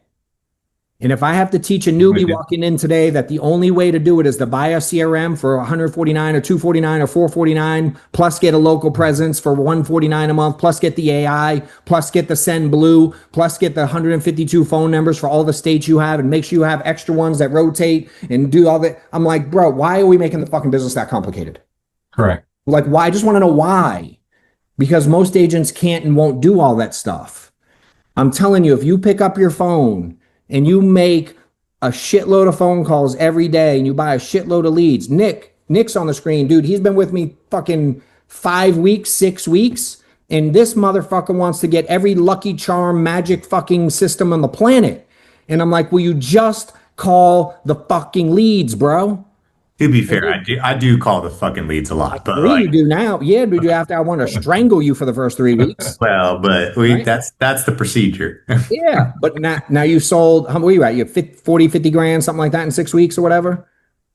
Let's see. Let's go in the tracker. Give me a promo code. 54K. 54K in 6 weeks, and he just listens to what I do. Reese, give me a promo code. Promo code Nick at checkout, everyone. I love it. I love it. You know, so it's like, do they work? Yeah, dude, but I just don't give a fuck because so does my cell phone. I've been calling again. Dude, is someone going to answer because it's their local area code more than they're going to answer their form? I just don't give a shit. Honestly, I literally don't. And it's not to be mean. I genuinely don't care. No, I totally like the answer. I mean, that's why, I'm just using it as the other day with this face. For me, what I do, it frees my mind. Yeah. My give a shit level's 0 about any of the noise. So when I start making phone calls, I'm not going into it all stressed out. What about Apple prison and you get blocked? Like, dude, I don't care. Now it hasn't happened once. I do know some people it's happened to. But dude, I make so much money. I'll just go buy another fucking phone. Who cares? I just don't care about little stuff like that. And it allows me this just freedom to just go. And that's worth more than is someone going to pick up because I call the area code. That's not as important to me. In the way I think. Right. So, Shine, go ahead. Hey guys, just created something really cool, and if you want to be part of it, join the Discord group I just created. The link is going to be in here. It's a dope environment. You can chat with others that are kind of in the community. You can see behind the curtain of our agency, have access to all kinds of stuff that we got going on, events, and my staff is in there. We have agents in there selling, me helping agents and sharing information. We're going to, as we build this thing out, share everything out there with all of you guys. So again, follow the Discord if you want to be part of everything we got going on. Join it now. We'll see you in there. Hope to help you more.